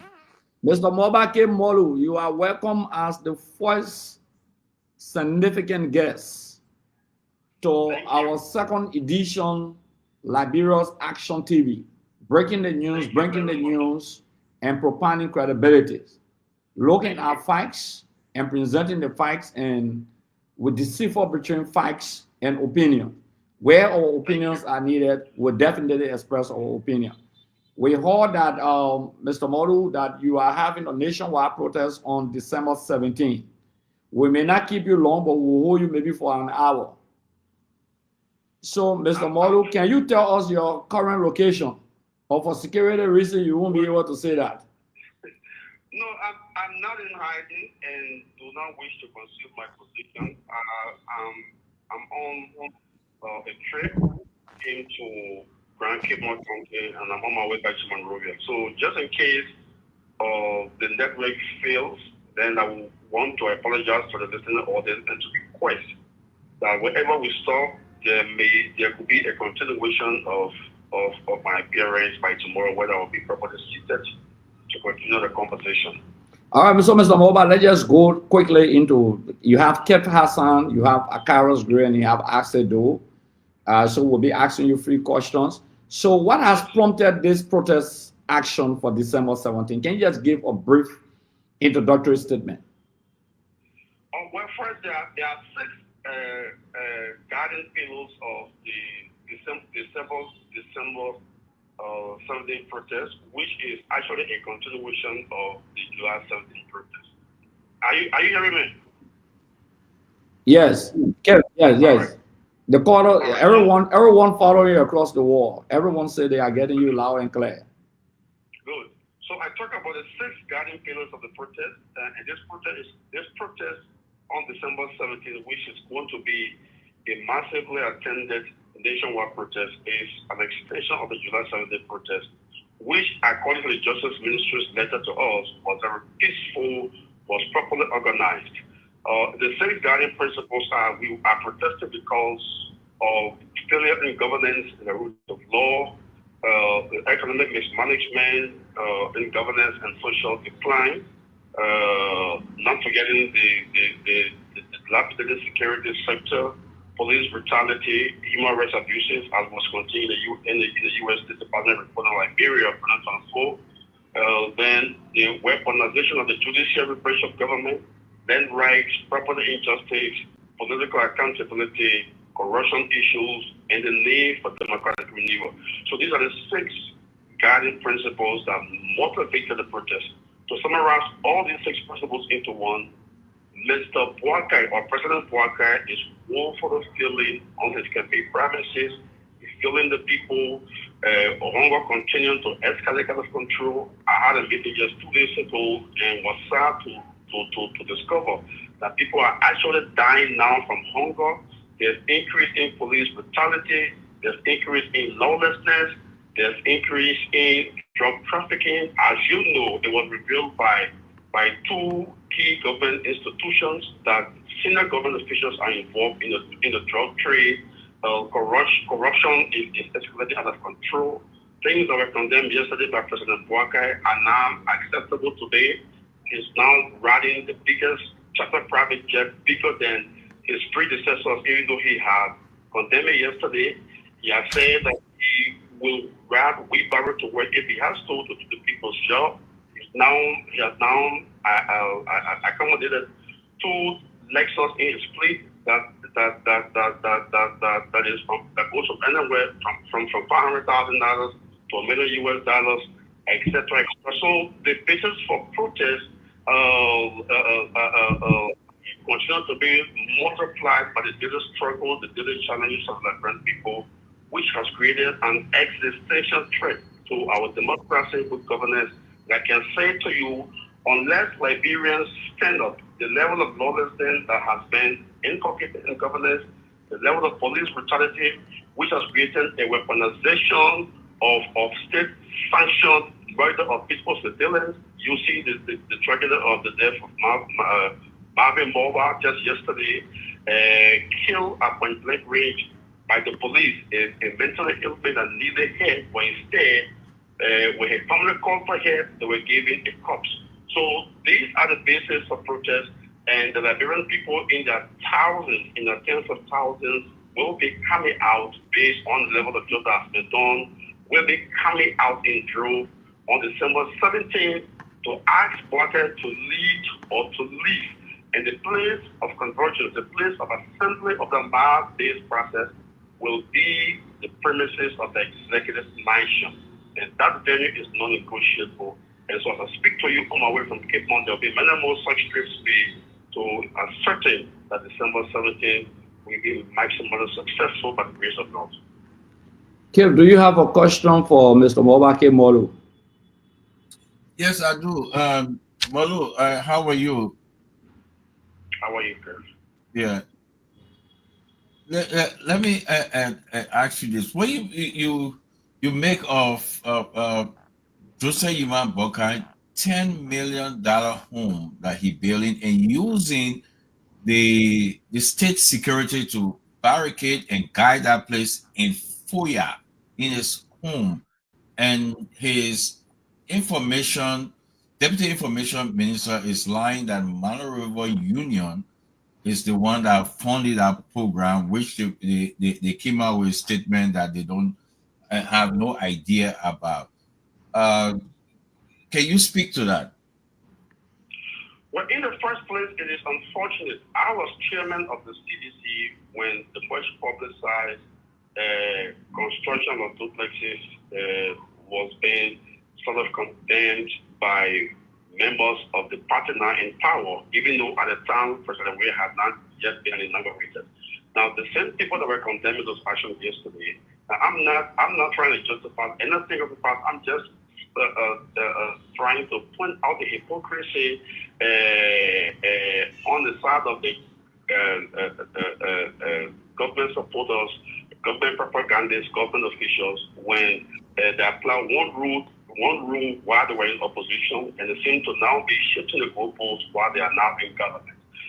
Mr. Button and members of the oligarchy yesterday condemned that it was wrong to do A, B, C, D, but today, wherever they condemn one action, they are multiplying 10 actions. Wherever one action was thought to be wrong today, they are doing 10 times those actions.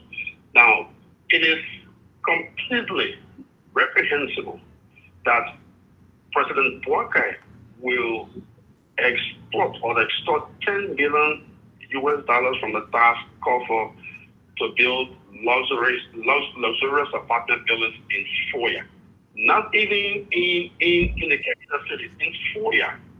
Building $10 million property in Foya from the tax coffer is the largest, the most heinous economic atrocity that a president can commit when basic social services are absent for the people of Liberia who go to hospital and cannot be treated.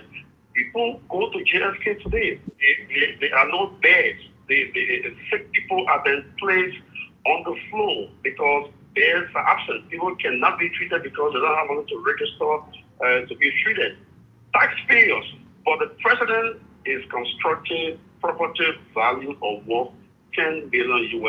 This is insensitive, this is cruel economically, and this only demonstrates that the government or the president does not care about the welfare of his people. Now, the seeming contradiction amongst policymakers and government officials of the Unity Party government, where one person says this, the other person says the other thing, are a matter of strategy. They want to confuse the public and to also sort of place this debate on the back burner by creating confusion of narrative. But the public should not be confused because guess what?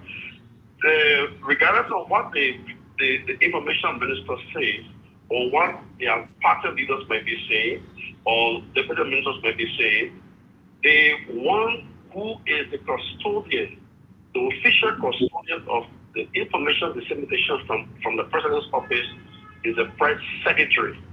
The press secretary is the official spokesperson of the executive mansion. And the press secretary emphatically stated that the project in Foya, the $10 million project in Foya, is a presidential project. So if the Minister of Information says one thing from another official of government, the one whose narrative should be taken prima facie or with the utmost credibility is the press secretary, because that person is the official mouthpiece of all the happenings and occurrences of the office of the president and the executive mansion. And as far as we are concerned, the press secretary made an emphatic position statement that the project in Foya is a presidential project, which means it is a project that should benefit or that will benefit the president's intentions, his desires and comfort. So disregard what someone say about Mana River Union, whatever. Take for granted, take seriously what Kula Kofana say, that our project is Joseph Boakai's project and is intended to accentuate his shield, his luxury, and his comfort. So and these are the reasons why Liberians will be coming up because of the hypocrisy in governance, where one thing was wrong yesterday and the same thing can happen today and be considered as justified. We say Mr. Mobake Moru, just before you land, but there is this concern that Liberians usually come during the festive season, especially for the Christmas and for the New Year. And you are having this protest action during the festive season. Some observers believe that the timing is an issue what can you say to your people out there about this? Because it's December 17th.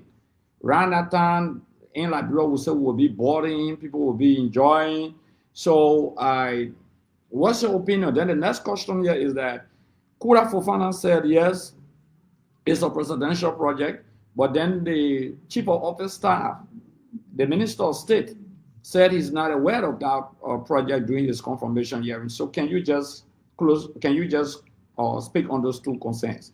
The timing of the protest, December 17th. Well, it's better we have a protest in December that is about good governance, about restriction of fundamental rights, about police brutality, and bringing government to account, than to go to another one in December. Remember, the failure of civil rights actors or the failure of the country, government of the time, the failure of the governance orders of the time to institutionalize good governance, issues of justice, etc., led to the 1989 civil crisis. That war was announced on December 24th, a festive season. So when actions, when mass-based peaceful movements fail, these things may culminate into social upheaval. We don't want that. So I would rather stage a peaceful protest in December to avoid military takeover or military subversion in any part of the year. What we're doing is not something that was orchestrated. We did not intend to protest in December. We have converged in our thousands. You were there, Honorable Gray. You saw thousands turn out on July 17 to petition the president to take actions on valid governance demands. The president did not just radically the assembly.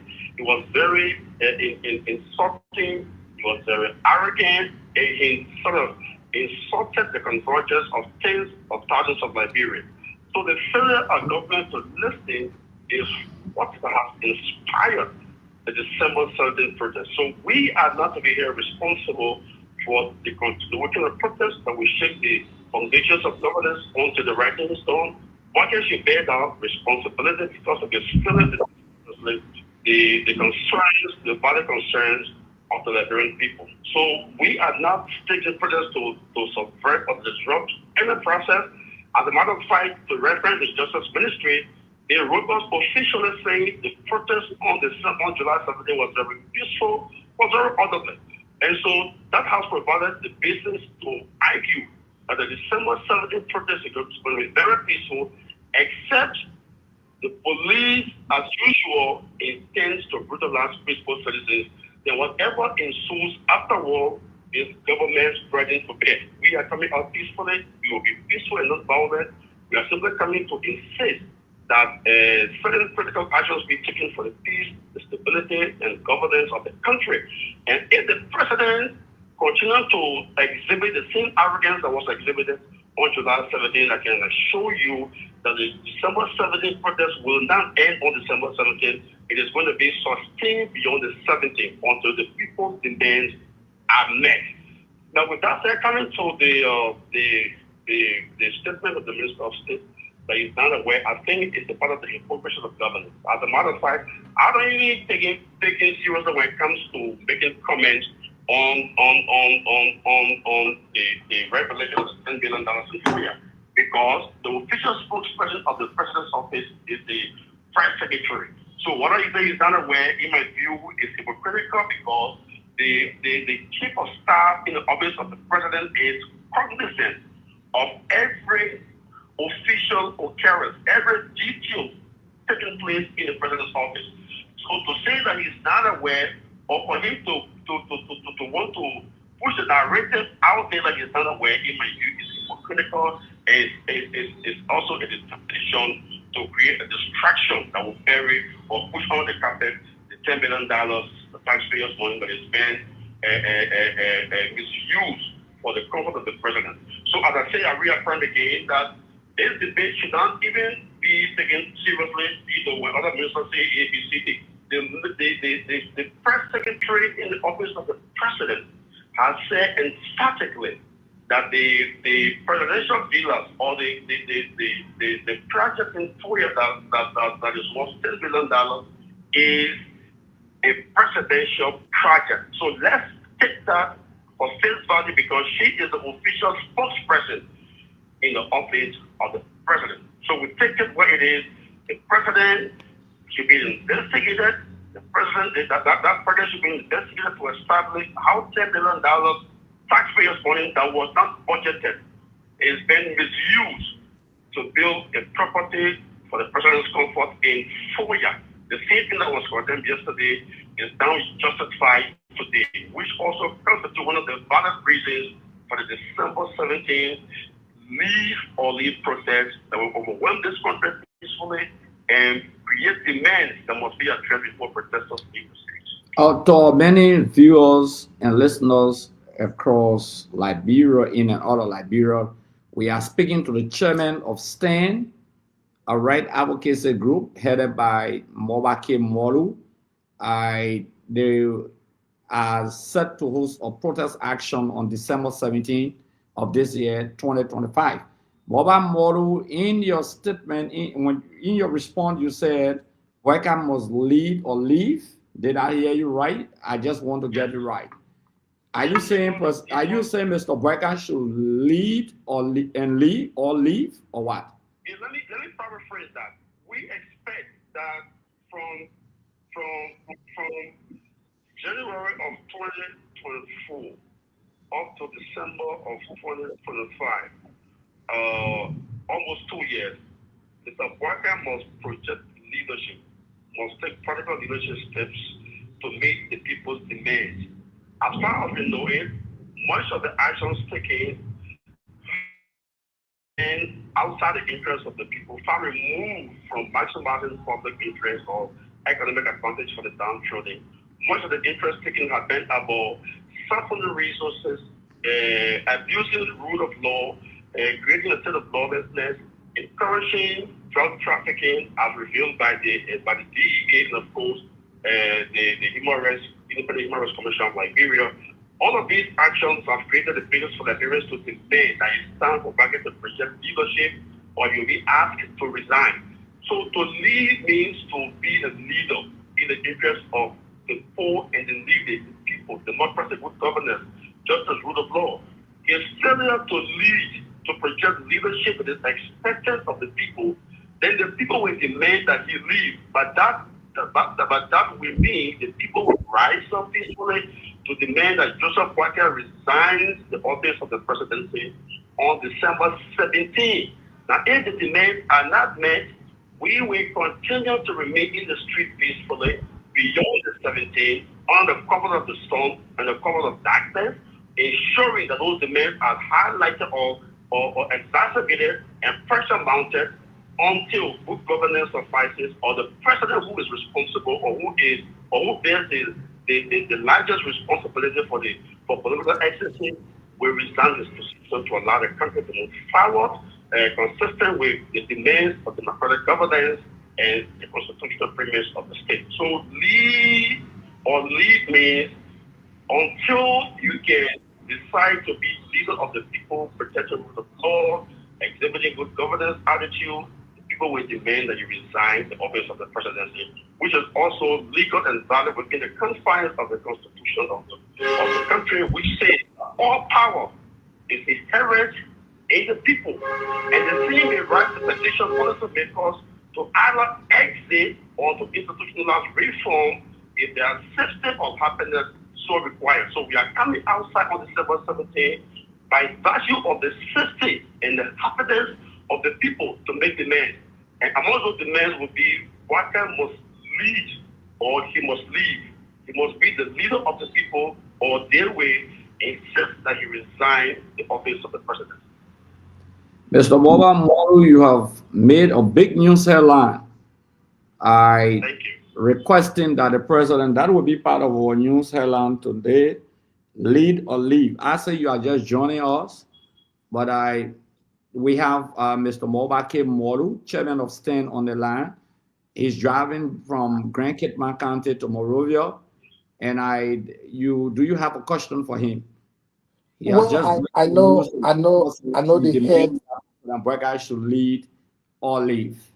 I know the head of stand have been on for a while now, and I don't want to take all of his time, especially that you said he's driving. But I just wanted to say this. Someone was telling me, and the person was right, that if you have a government that believes that propaganda can solve the bread and butter issues of the people, that government, headed by the president, is not leading, and there is a need for them to leave.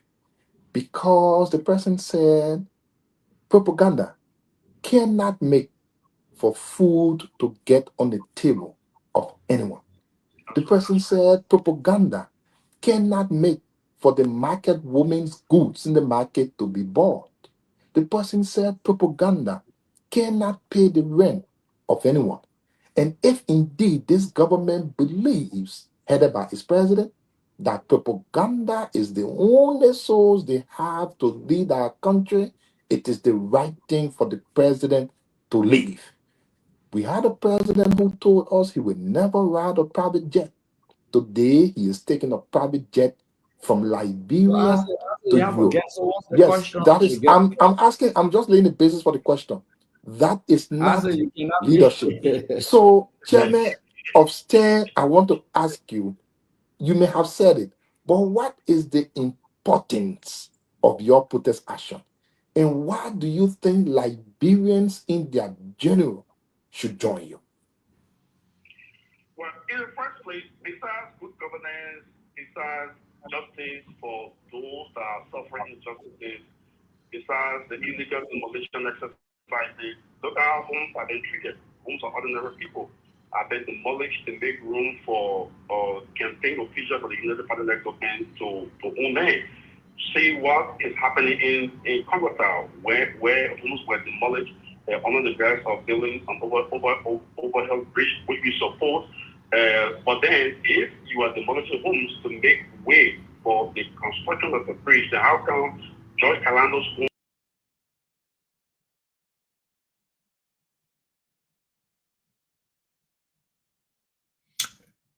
Isaac, you can continue. I think great internet. No. We're on. So Molu is answering. So are you getting him? You went off. Yeah, he's okay. Molu is on. Sorry, I touched something. So Molu, Molu, could you just repeat the question I asked you? So as I asked, the importance of the protest that will be here on December 17th. Yeah. Yes. So I said, besides the fact that there are issues of injustice everywhere in the country, look at the selected demolition exercises taking place all over the country. Or Naples Street, Jamaica Road, or Stockton Creek, or Rehab, Congo Town, where they are supposedly building an overhead bridge, which we support because it's the national development initiative. But then you cannot be demolishing homes selected. You break poor people homes in Congo Town, but Calando's complex is still standing up there. Now, see the way they are treated political institutions. You put orders on eviction. Instead of evicting, eviction means to ask to leave, but instead of evicting, it goes to a political party headquarters and demolish it for the floor. You're so angry with our party to the extent that you exhibit hatred, attacking trees, attacking a vocational institution, attacking offices, attacking even the paraphernalia of that institution to demonstrate hatred and division. I mean, that's not the way to govern. All right, instead of governing, you are then vengeful, which should not be the way a president who is in his 80s to be running a country. Now, beyond that, my greatest worry besides the president for the issue, now people dying from hunger. Just in case you've not heard of Isaac, I had a meeting 3 days ago, and there are victims of hunger, relatives of the victims of hunger that came to that meeting and said their relatives died from hunger, no food, and so they died because of their inability to afford money to buy food. They felt sick, and so they died in the room. The men locked themselves up, no food, still just died. Okay? Wow. So this brutality, see how Marvin Mobile was killed at Point Range. A mentally ill man that was supposed to be helped. The family called the police to help him seek medical treatment, but the police only gave them a cup. She was killed at Point Range with 6 bullets in her and dragged outside and taken to JFK. Relatives went to see him, and police was posted at the entrance of the hospital saying, "You can't see that man, an armed robber." He was later an armed robber and left to bleed profusely to death for this brutality. It happened in King George. 3 youngsters killed by bandit police unit because of their stance against bad labor practices. So in defense of a concession company, the police under the Gregory Cuomo killed youngsters in King George. That was just 1 month after Booker is inaugurated. Booker has assaulted or broken every law. The police have been weaponized. He's appointed judges at the Supreme Court justices that are clearly aligned with the ideological and philosophical belief of the United Party. Like Booker Caden, a die-hard ideologue of the United Party, who said before even taking office by his confirmation that he believed the Constitution of Liberia to be amended to incorporate white. But these are the judges that will render decisions at the Supreme Court. Where the president ruled in defiance of the court ruling when the Fanatical case was before the full bench. The court had ruled, return the status quo ante. The president defied the court's mandate. So if he's doing that now, what else will he be doing in for the next election? In Gregory Cuomo's police banditry killed protesters in Georgia 1 month after his inauguration as president, what will the police do in 2029 when Booker will be up for re-election? The police now is weaponized as a climate of fear. People that have been killed for expressing, for speaking out against social ills, for speaking out against governance excesses. Today they have been killed, they have been brutalized. Motorbike riders cannot freely move about. Their rights are very restricted. So if these things are happening long outside the election cycle, what do you think will happen in 2029? Mr. Chairman of Stan, we would just love you to be brief on some of the questions because I'm coming to that now. Yeah. I'm coming to that, Carol. I'm going to be brief.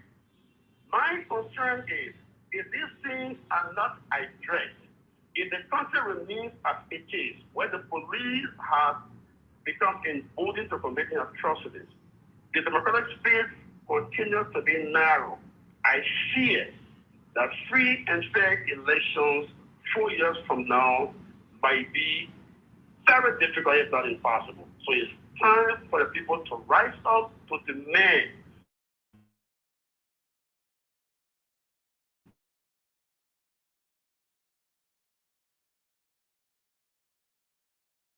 rule of law. It returns the constitutional demand because it's simple as instrument.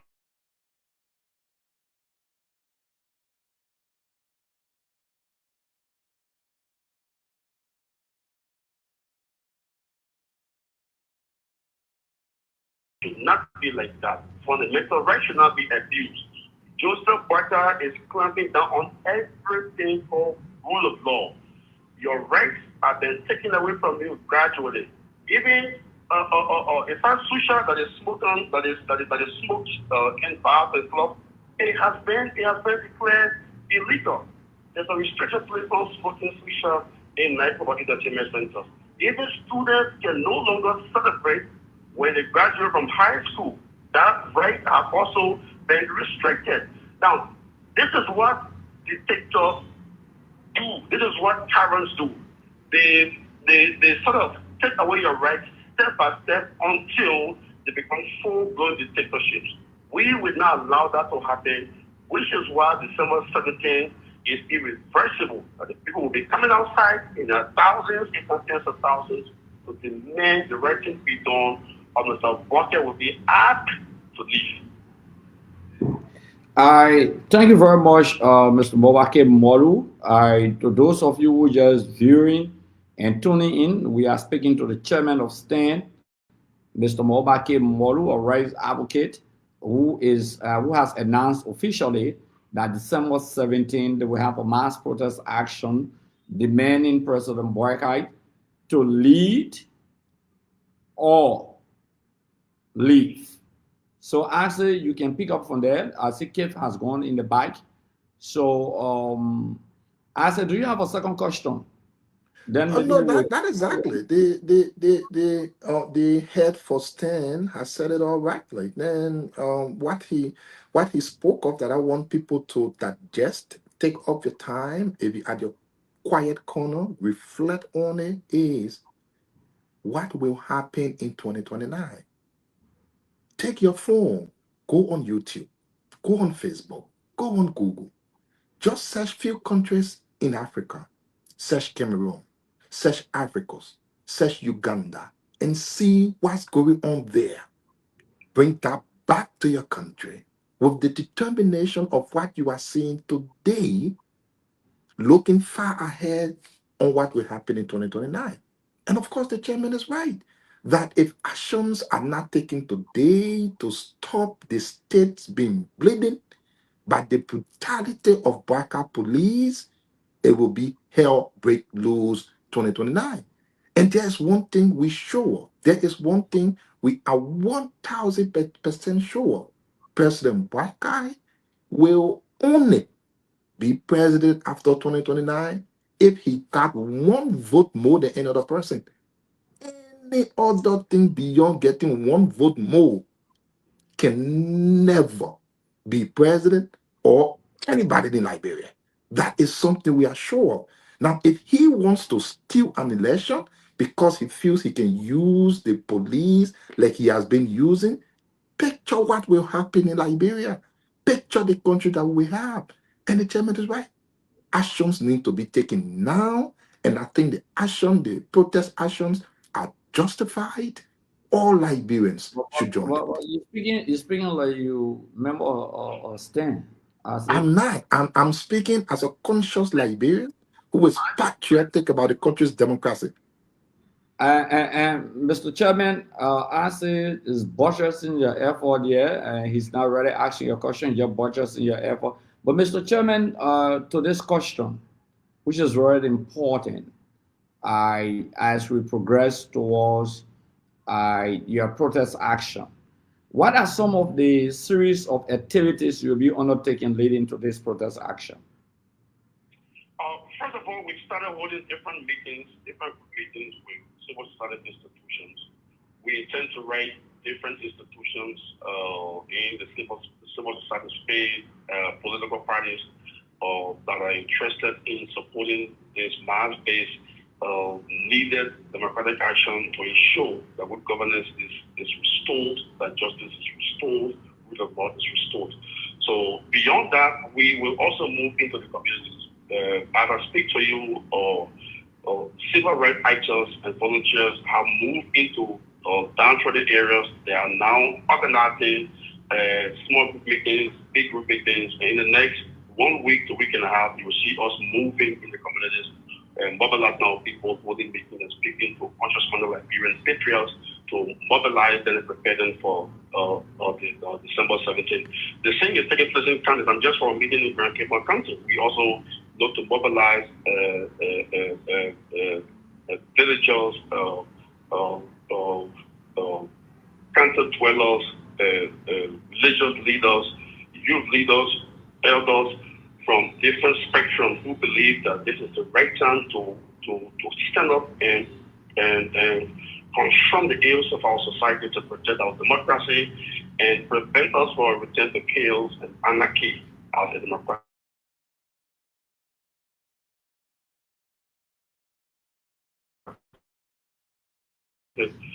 So limited with just other countries to rally people that will be coming. There are people already buying tickets to come to Liberia before the December 7th protest to be a participant. So it's not restricted to just those in, almost where there are people also coming out from different countries to participate. Liberians that are in the diaspora will be coming out here during that period to also participate in the process. Mr. Chairman, what is the reception? Two things. You said you are mobilizing across the country. You are moving across the country from county to county or from district to district or village to village. What has been the reception, and why do you think people are excited to buy a ticket from the diaspora to come and join this protest?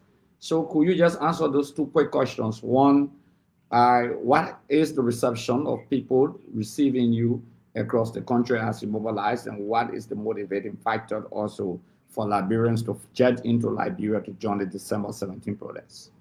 Liberians are suffering at the highest level. According to constituents at different levels, across the demographics, they've never experienced the hardship that is down permeating across the country ever in their life. People are saying they never ever suffered like this before. So the suffering of the people have become an inspiration for their families, their relatives, for their wives, their husbands to stand up in defense of their rights.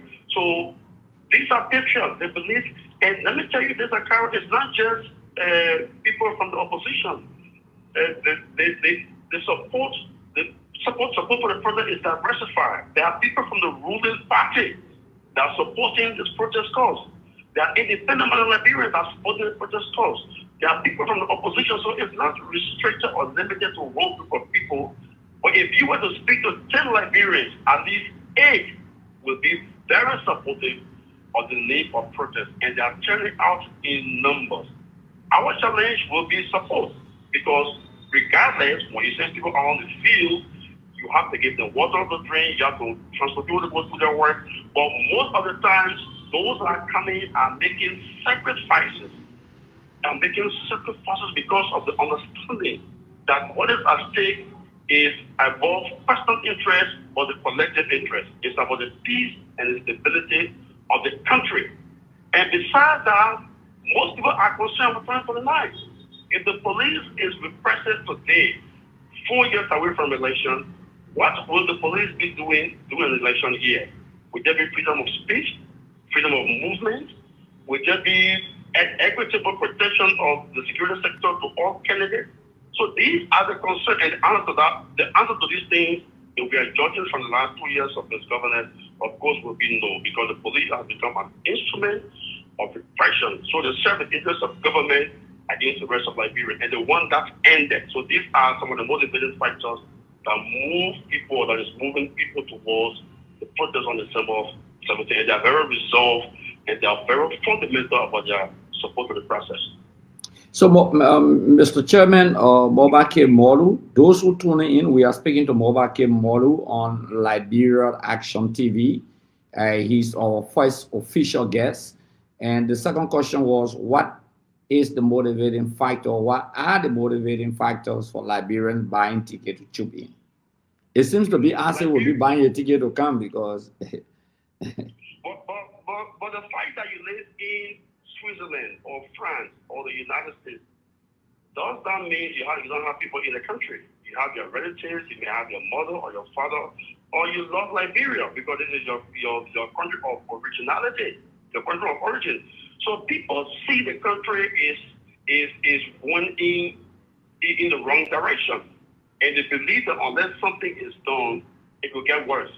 So that desire to return the country to normalcy, to ensure good governance is restored, is among the many different reasons that is inspiring people to come from the diaspora to the country to support this. Quickly, Mr. Chairman, quickly. Someone just tested and said, I don't know how true is this information. Why did you refuse to meet the Council of Churches? I don't know whether this is true. Yeah, that is true. As a matter of fact, the small history, just give me a minute to narrate it. During the July 17 protest organizational process, the Council of Churches have requested a meeting with us. We opened up to dedicate our office, and we had a good meeting. And they were like sort of a neutral force between government and we the people and stand protest movement. Now, something happened between the period that was very damaging for the integrity of the council when they made them to honor and lavish, when they chose to honor Rachel Coon. And I still hold the opinion that the election of Rachel Coon as Speaker is so controversial and it's incredible. I don't consider him as a speaker that deserves to be honored by Council of Churches, despite the controversies surrounding how Coon became Speaker under corrupt circumstances. Up to date, they have not been addressed.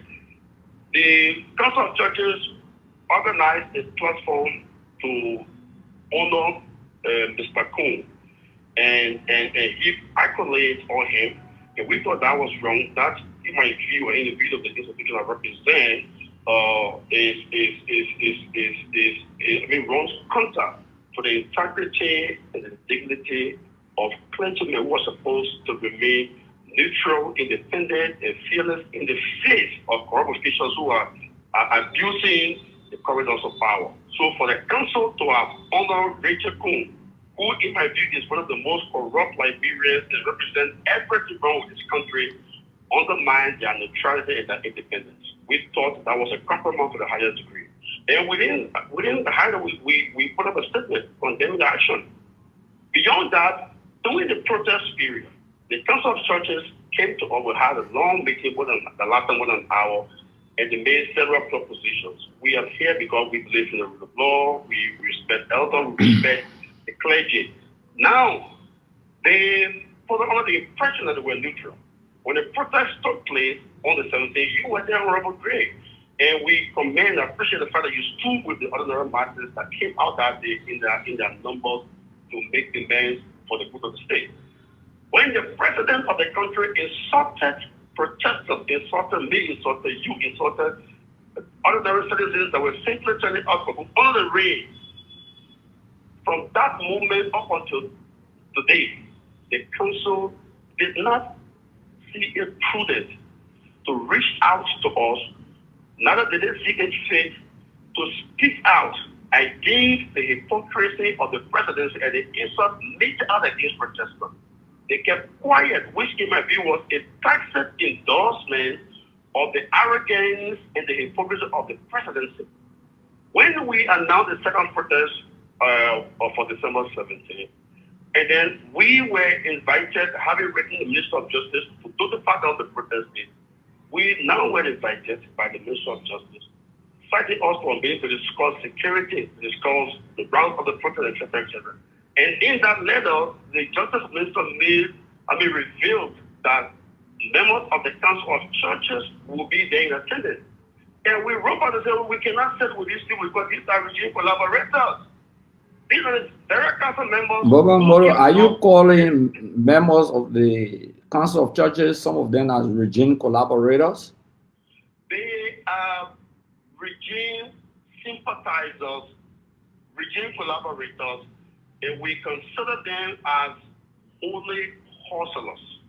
The current membership, I'm not saying the church, I'm saying the leadership of the Liberia Council of Churches are individuals that lack the credibility, the morality, and the respectability to be sat with on the table to discuss patriotism on governance. They are sympathizers of the regime, they are wholly hustlers, and no member of state will sit with any current leader of the Council of Churches in the meeting to discuss the December 17th protest. If it is a different leadership, we might consider. But this current leadership has been revealed as lacking credibility, as lacking courage to speak truth to power, as lacking neutrality in the face of the aggression that was meted against us by Joseph Boakai. And we made very clear, from the day Mr. Boakai insulted us, we have made it a policy that Boakai will not rest.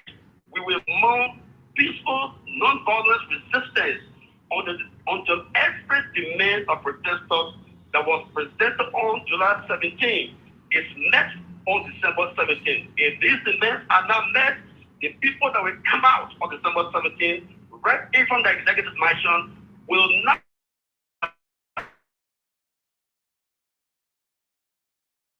leave the streets. No member of the Council of Churches have the moral credibility to make any intervention or to sit with us around any table to discuss anything that is Mr. Molu, Liberia's future, Liberia's present, and the interests of the ordinary Liberian citizens.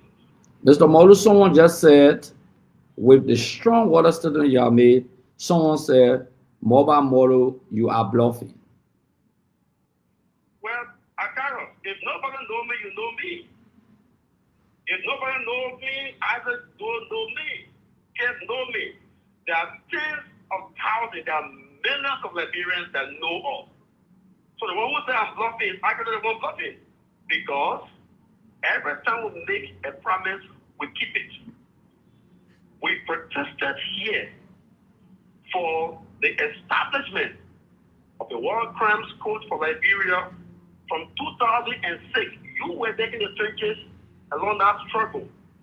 Those today that endorse that process, that mechanism, those today that file or that pass the legislation to establish a code were insulting us that time and calling us we are bluffing. I remember in 2006 when we announced a campaign for the establishment of the War Crimes Tribunal for Liberia, people from the other side said it was an emotional outburst. So they will say it's bluff, they will laugh at it, then in the end they will get serious. So let's wait to see December 17th who is bluffing, whether it's Mobile Molu or is apologists of the regime. Let's see who should be taken seriously. But I can tell you this, when that protest commences on December 17th, it will be sustained and it will not end until Joseph Jimon Walker will meet the demands of protesters.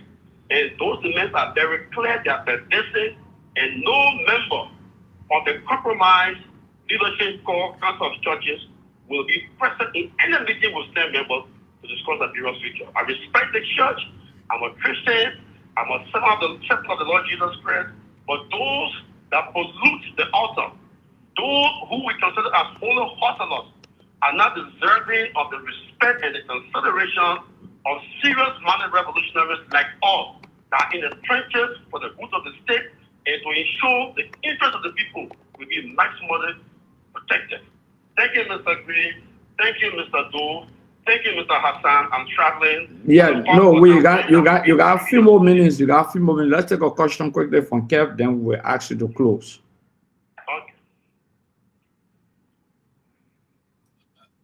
Okay. Malu, let me ask you this, yeah. The last protest that you guys did, they stop you from going in front of the mansion. They have a line of demarcation.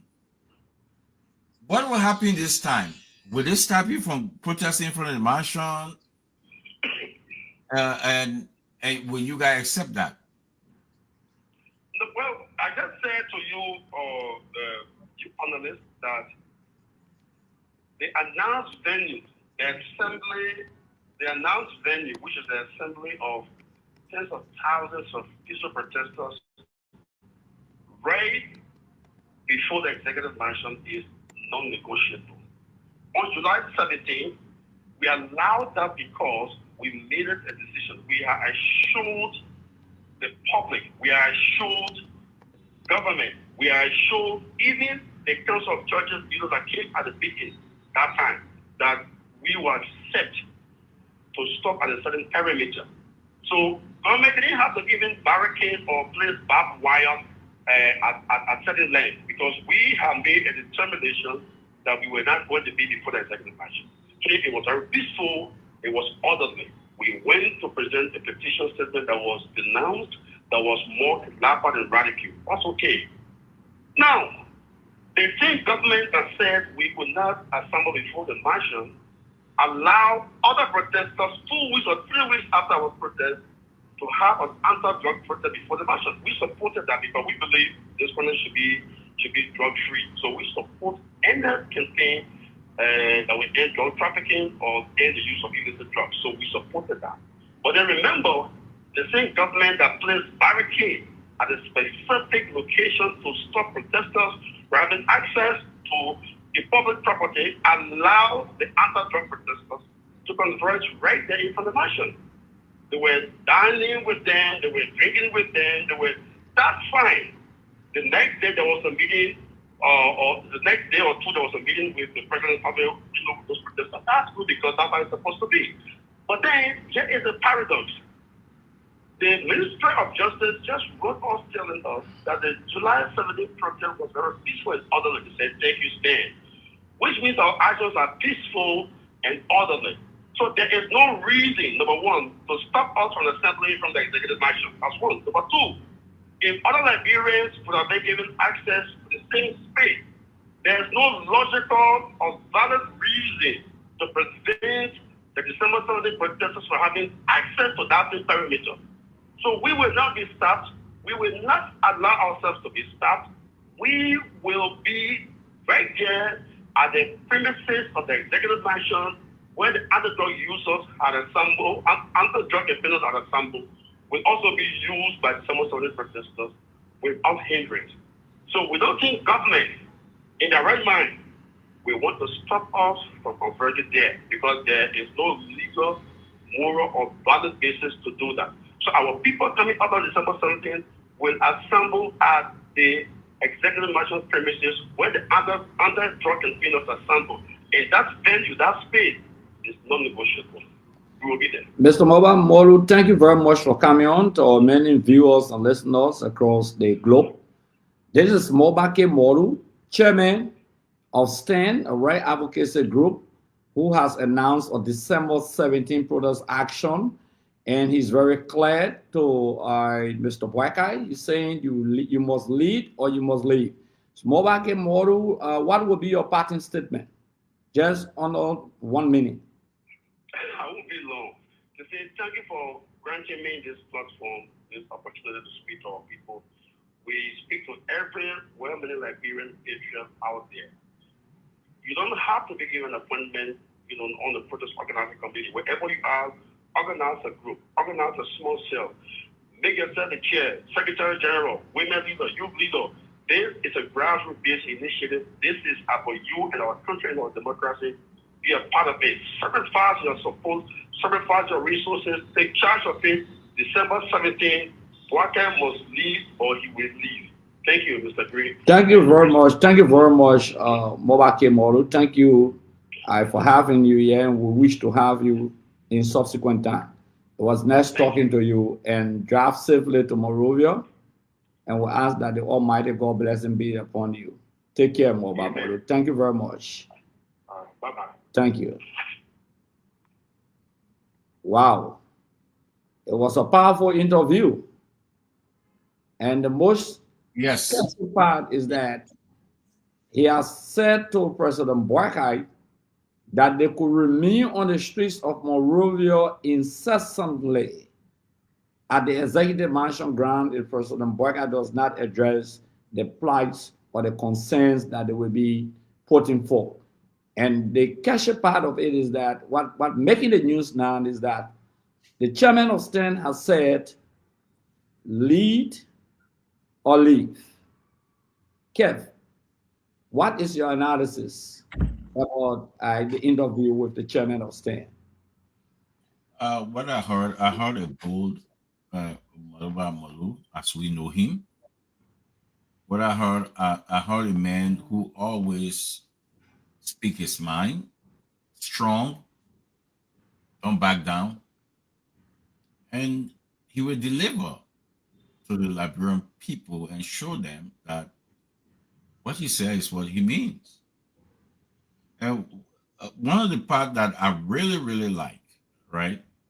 Because it's something that the last protest and angers me to show, because according to our constitution, you cannot stop the people to peaceful assemble to petition folks in high office.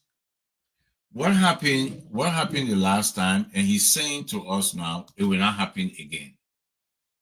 Based on that, I believe this protest will be a massive protest. And we're calling all peaceful Liberians should come out and protest. All peaceful Liberians should come out and protest for what they believe in. Let's look at the reason that he calling for Gray. He talking about the promises. Because the Unity Party people lie. They have to live and they have to govern. So lead or leave. What he said.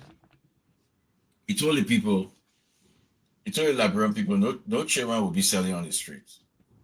That was a lie. So you have to do. He said, I will not ride private jets. He riding private jets. He said, I will ride wheelbarrow. Since post-war, and Gray, you spend time in both Unity Party and CDC government. What I mean, you were in the legislature in Ellington. This is the first time in the history in post-war for a president or the presidency to buy the most expensive car, Lexus, $1.2 million. They need 200,000 to open LU. They need $500,000 to furnish LU. He use it for a car, and the car that the president we are left with him, he using that, so he get 3 convoys. 3. So what he doing to the presidency, great, right? He get 1 car for work. He get the other car to enjoy himself. It's like back in the days, people get car for Sunday. People get car for weekdays. So the Lexus is a Sunday car. It's a Sunday car. So that's what this president is doing. Liberia is like Liberia is just a Gray. I think because of your internet, it keeps fluctuating. I think should not do closing now. No. We have to continue. I just I'm listening to you. I'm trying to upload some photos for. Yeah, because okay. Because you know you. No, we're trying to. Yeah, don't worry. We're okay, Kev. Okay, go ahead. So Jose Ibaka using the presidency as his Florida home. You know, in America, Florida is where people go retire, they relax, Palm Beach. You know, that tropical weather. You know, relaxing. That's how he's using the presidency. The presidency is a Florida for him. 1 car for weekdays, 1 car for weekend. He just chilling. He will fly enter people's country without invitation. He go there and say, "Oh, I'm going to chill." He just chilling. That's what the president is doing. It's a lesson to all Liberians to know that don't fall for scammers. Don't fall for scammers. President Jose Ibaka is the biggest scammer in the history of Liberia. He scammed his way to power. We'll have to call him out on that. It's the biggest scammer. Yeah, Kid. When I listen to the chairman of STAN, I've known Boba Moru for countless years. We grew up in the history of the struggle. We fought together, side by side, arm by arm. We became our brothers' keepers. We bear the reality of the struggle, and we walk with the scar of battles.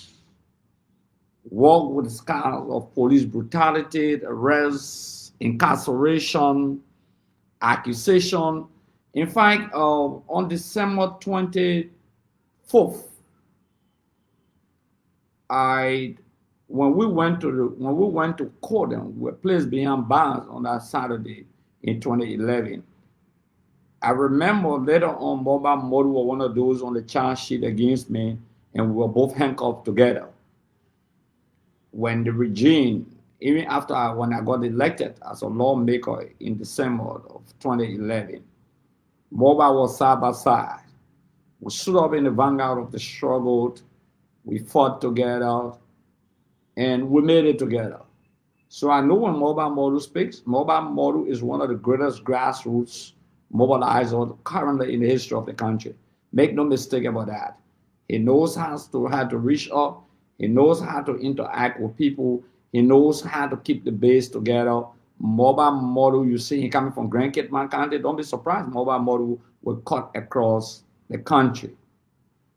But what I took from this is that Mr. Mobile Model is very emphatic, very clear to his organization members, sympathizers, and supporters that Mr. President has to lead. And when such a question comes from someone like Mr. Model, who is well connected in the grassroots base, cut across, whether it's wayward kids, whether it's school-going kids, whether it's youth in various youth organization, whether it's our adults or the women, the religious community, the rights advocacy group. So when Mobile Model speaks, he speaks with authority. December 17, in my mind, should never be overlooked or underestimated. I believe that Mr. Model has the capacity, from all that I've said about him in terms of his ability and agility, to reach out to mobilize. The leadership of the country has to take this very serious. And one thing he has said emphatically, he said, we will remain peaceful. Even if the police provoke us, we will remain peaceful, but we will not accept not standing where the last protester went, and will not sit with the leadership. He didn't say the churches. He said with the current leadership of the Liberian Council of Churches, he's very clear. He used some strong and harsh vocabularies on them, and I hope they can get it right with him to try to meet him and interact with him. But I think it was a great interview. I think it was a great interview, and actually what I was trying to do is that we have to conclude on two important things. We have to conclude on the indictment. Mr. Yubodi, we conclude on Mr. Yubodi. We have to talk about FINA, and then we'll close on President Weah visit, mammoth visit to Morocco. You know, we have to conclude on that. So, Kev, again, we'll start from you. Ask me, join in later on. What did you, or what are you making of the quote-unquote indictment against the Alita group of companies? The indictment on Finabono, it just this is the thing I'm saying, how dangerous this government is. What a government that believes in tyranny, like you said the last time, is to divert the attention of all the missteps, all the wrongdoing, all what they're doing, and just take you to another level. That's how a government, a military-style government do. Just so Imam Boka is not running a government by the people. You're not running the government based on pure democracy. You know, you're running a government by decree. By decree. Wake up and say, you know what, and call Justice Minister call Access Recovery and say, I need something. I need this. I need that.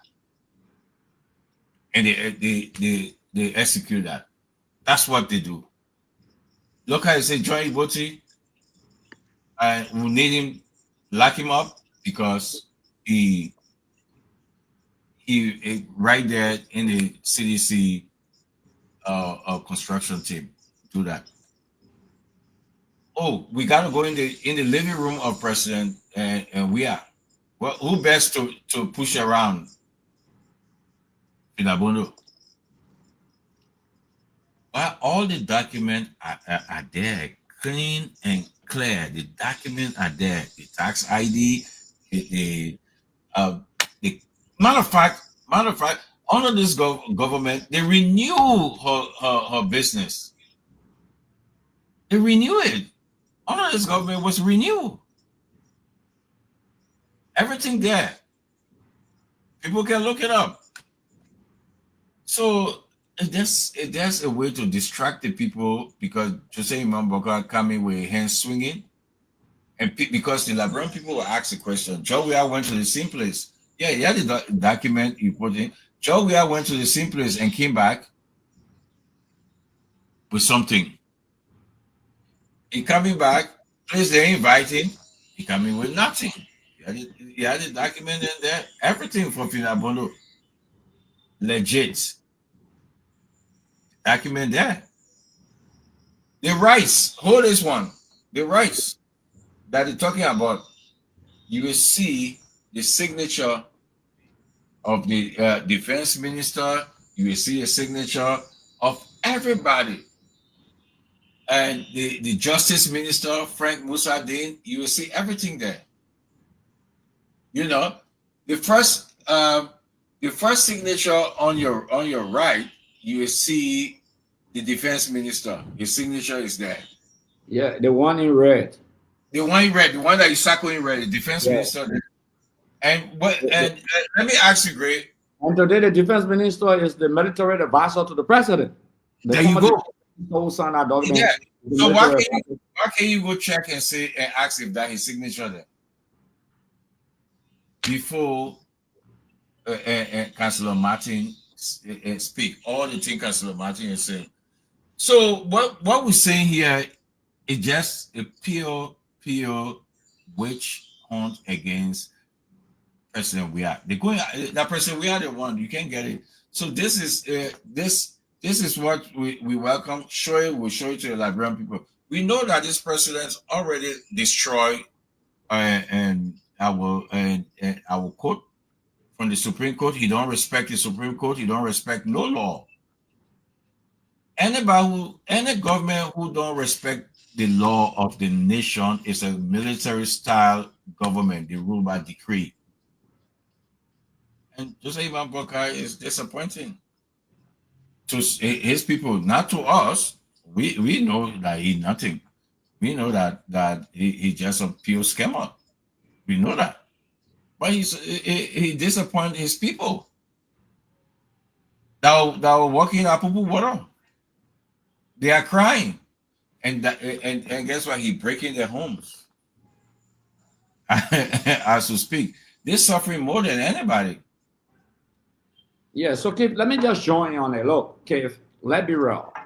I've known Fina for uncountable number of years. And I can stand in defense of Fina and her daughter, Fina Bono. I've known Fina as far as elementary, junior high, senior high, up to the University of Liberia when she graduated from the University of Liberia. Fina has a history.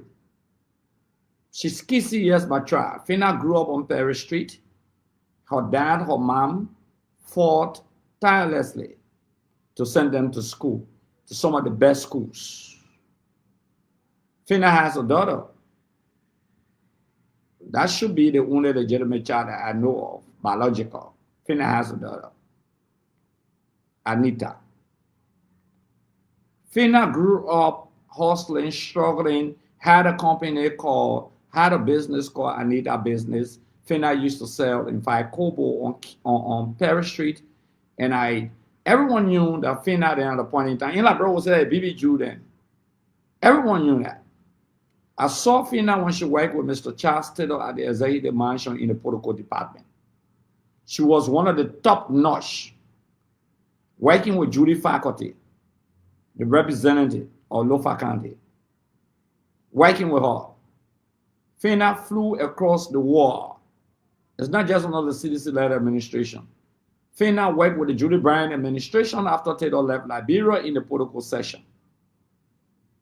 When President Salif came to power, Fina resigned from the protocol session and went into her business. Went into River G. Fina was involved, I can say this for sure, into the sale of rice, into the mining sector, and also she was involved with transportation. Fina, transportation in petroleum, the sale of petroleum retail. So she has a history. Fina built her first house in Broadway community, outside of the CDC-led administration, one of the best homes in that area. Nobody can dispute that. FINA, what FINA has seen even before the CDC-led administration, you'll be shocked. She saw life. People don't know people and people just talk. FINA graduated from CWA.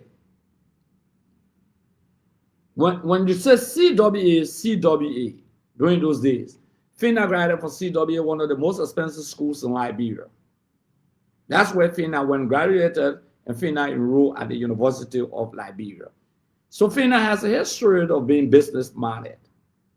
What FINA did to avoid conflict of interest, that business was registered even during Ellington. And she started her business as far as the 90th from Charles Taylor Town to Judy Bryant Town.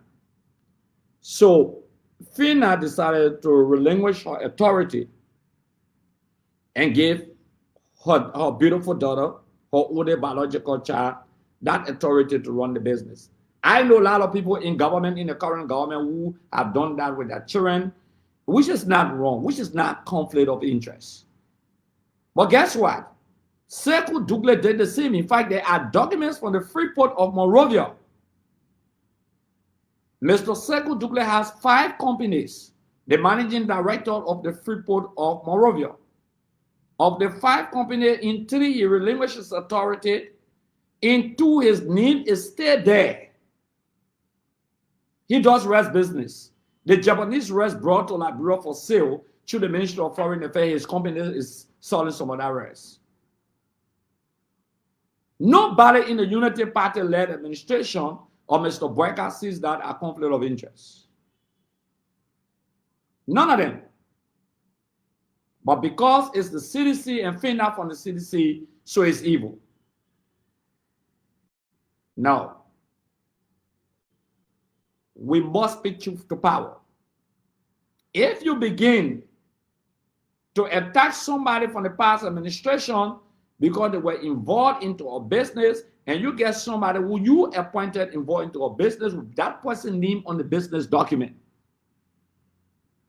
and still running that business, and that person, the Chinese man, is very clear with the account number by the police report that Mr. Douglas' personal account over 300 and some more thousand US was placed into it.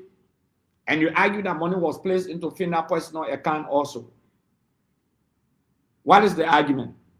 How can you be running after FINA and you get somebody in your government who the money, his business money was placed into a personal account? This is dangerous for the foul march of the country. And that's what I have said consistently, whether you like it or not. We will stand by our people. I, Akaros, Moses, Taraka, Atomic, Agre. I have no regret in the history of my existence for standing with seditions who work in the past administration. Justice has to be done impartially and not partially. Everyone in violation must be sought after. How can you argue that FINA, Anita group of companies signed an agreement with the Ministry of Defense under the CDC-led administration to supply them with rice in 4 quarters? First quarter, they get 17,000, the next quarter, 17,000, and so on. That agreement was signed officially through the Ministry of Defense and Anita group of company by the current military advisor to President Boyka, the retired General Zanga. He signed that agreement. His signature is there. The Deputy Minister for Administration of Defense under our administration, one Olandros Dixon, who is currently a public appointed official of this government, was the recipient of the quantity of rice. There's business this lady is making. Your reckless, unsophisticated showman Assets Recovery Chairman comes out and said the business is now a legally registered entity. It's a fake entity. When this government provided a business registration, update business registration in 2024 and 2025 to Anita Group of Company. There's the inherent contradiction. This is the strongest inherent contradiction. It doesn't only stop there, Kev. Guess what? This year, the people go pay their taxes to get tax clearance. They say no. This reckless Assets Recovery Chairman goes after taxes Okay? He said, oh, I'm going after the Tyson. Gracious Ra. He went after Gracious Ra. And Fina and her team ran to the court. They ambushing at the court legally. He comes by reason and says, oh, Gracious Ra, then I was ratting tested. You knew that I was ratting tested, then you ran behind it. You knew that the test was ratting is not good for the country. You said that asset recovery, you're going to recover it. What an inherent contradiction. The company of Anita Group of Companies is so legal, it's legal to register. They don't want to pay FINA our money. The government has no case. Can you imagine, Kev, if you own Anita Group of Company and you sell rice wholesale, I come and take the rest from you because in Liberia, it's a pay. The woman in the market can take the rest from you. They say, I will take it when I say I will pay. And now what happened here, even with the cement companies, people take cement, Sona Club, beer, factory, cocoa factory, people take their goods and they sell and pay back. So the people put the money into their account. All the people call them retailers. The government has almost 40 of them running beyond them, arresting them. The old man ain't right at market. All the old man were crying yesterday on me. Can you imagine that? Today, you know how many people, oh, you know, was selling the rest, my son, I was surviving, and we retailer. What do they have to do with this case? Why are you witch hunting the ordinary people? Why are you harming them? FINA is not escaping. I can guarantee you, I can say this to you, and I can say this to my friend in the government. FINA will return to Liberia. She will face or accuse her. She will never escape justice. She's not a fugitive. She will come to this country. She will face justice. She will go to the court. We will go to the court with her. If you want to put her beyond bond, she's ready to go to jail. But this government will not intimidate our people. That's the irony of it. There's a place in Fvjrt, $10 million laying out there. Everybody disowning it. But the assets recovery team cannot go for it. You say government officials. 10 years ago, you've been going by according to the assets recovery team. Some of them transform their money into farmland. Some of them transform their money into different activities, companies.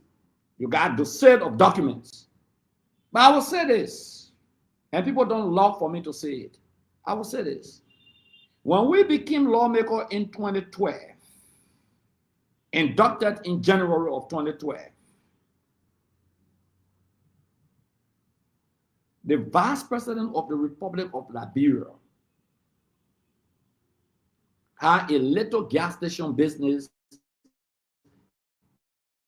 and a little horse, calling himself a businessman. He built a horse in Ganta that cost what, $300,000 US when he was a lawmaker. He has a farm that cost what, $500,000 for home there when he was a lawmaker. He built a house on Tower Hill, Ralph Highway when he was a lawmaker that cost what, $300,000 US. He built another house to R2 when he was a lawmaker. He built another house to Marshall when he was a lawmaker. He bought another house right here in Cinco. The horse that they say that Jefferson Koji horse, that was Coon horse, Jefferson renting from there on 19th Street when he was a lawmaker. Look at the big one.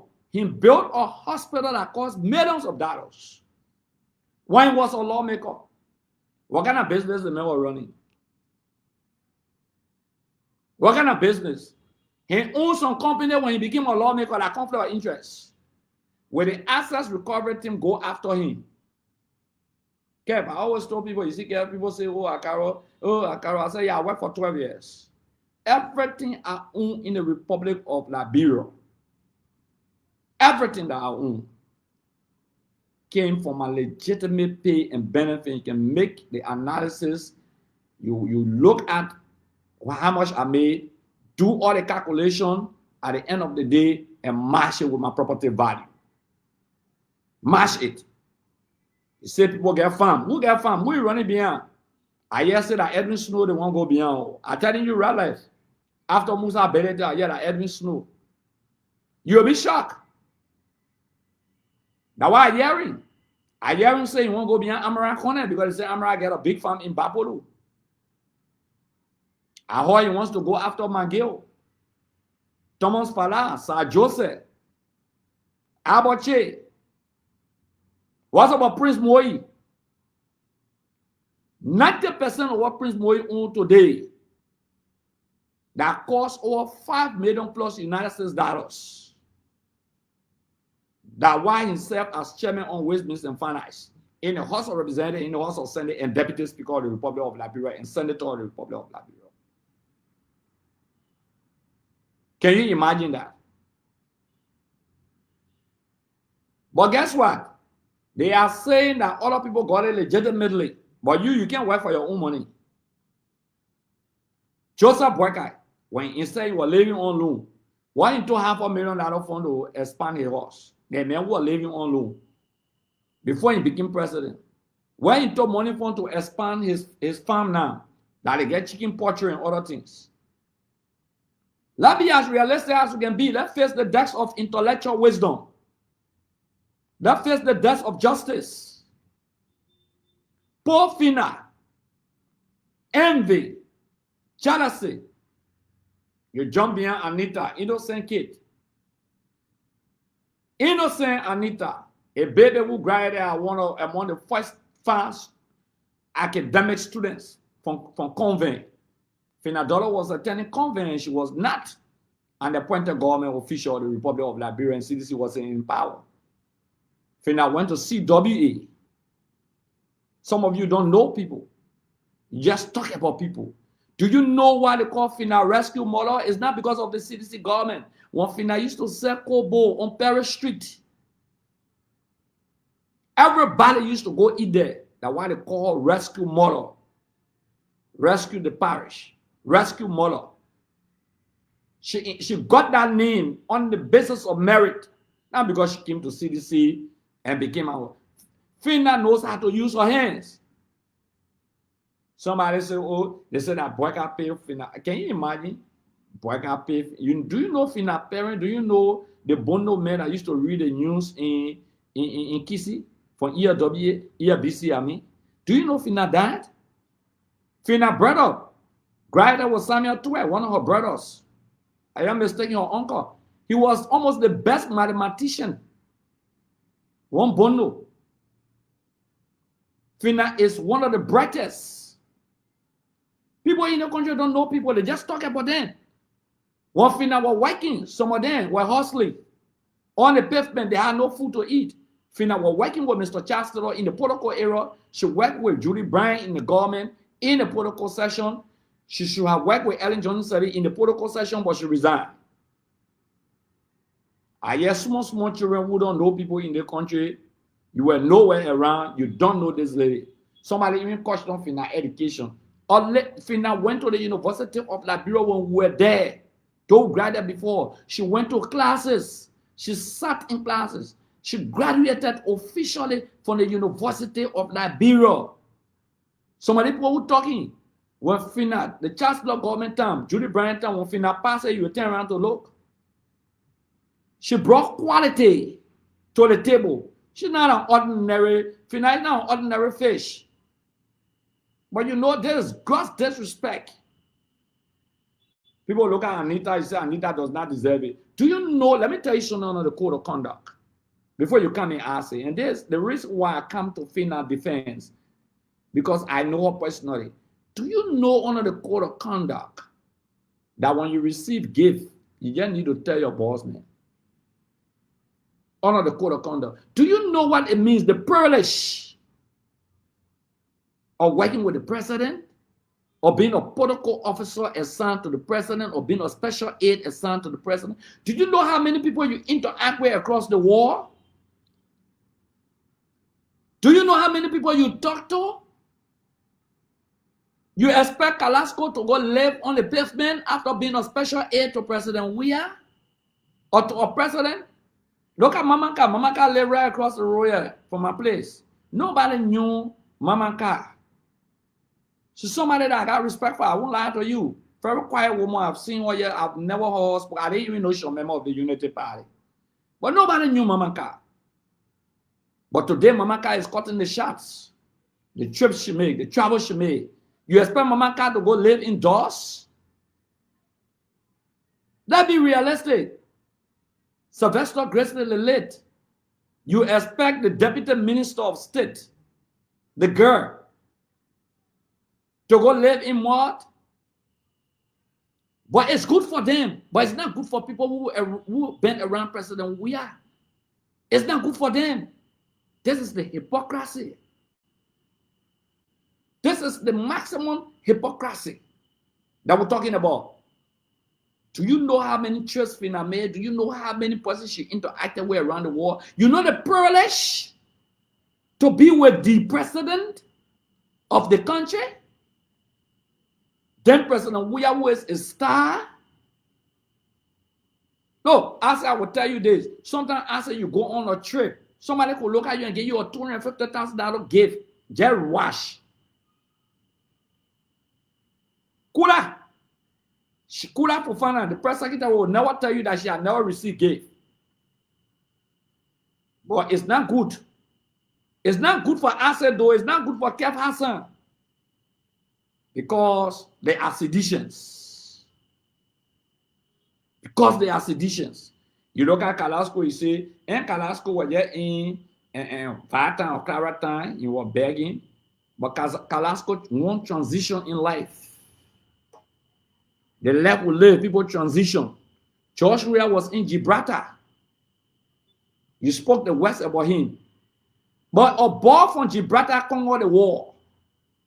A ball from Gibraltar conquered the war with the great Brazilian players, the French players, Champion Papiden. Romaro, when we were playing football, Romaro, the great Brazilian legend, Romaro. When men were playing soccer, okay, when you had the Dutch trio playing soccer, Italy, when you have Roberto Baggio. I'm talking about players. I say, you don't know. I say, you small boy when it comes to these things. I say, you got to learn from me. I say, you got to learn from me. I say, no, I look at children and passing around. When men were playing soccer, when Ronaldo was emerging, John Weah was seen to him, the great monk, one of the world's greatest strikers. When Bibito then were playing football from Brazil, John Weah. We're talking about players that who play football. Men. John Weah brought down the walls of Jericho from France and went Italy. The Sansero, a ball from Gibraltar. But you look at it and say, oh, everywhere John Weah went in Congo, he came to politics in Congo and became president.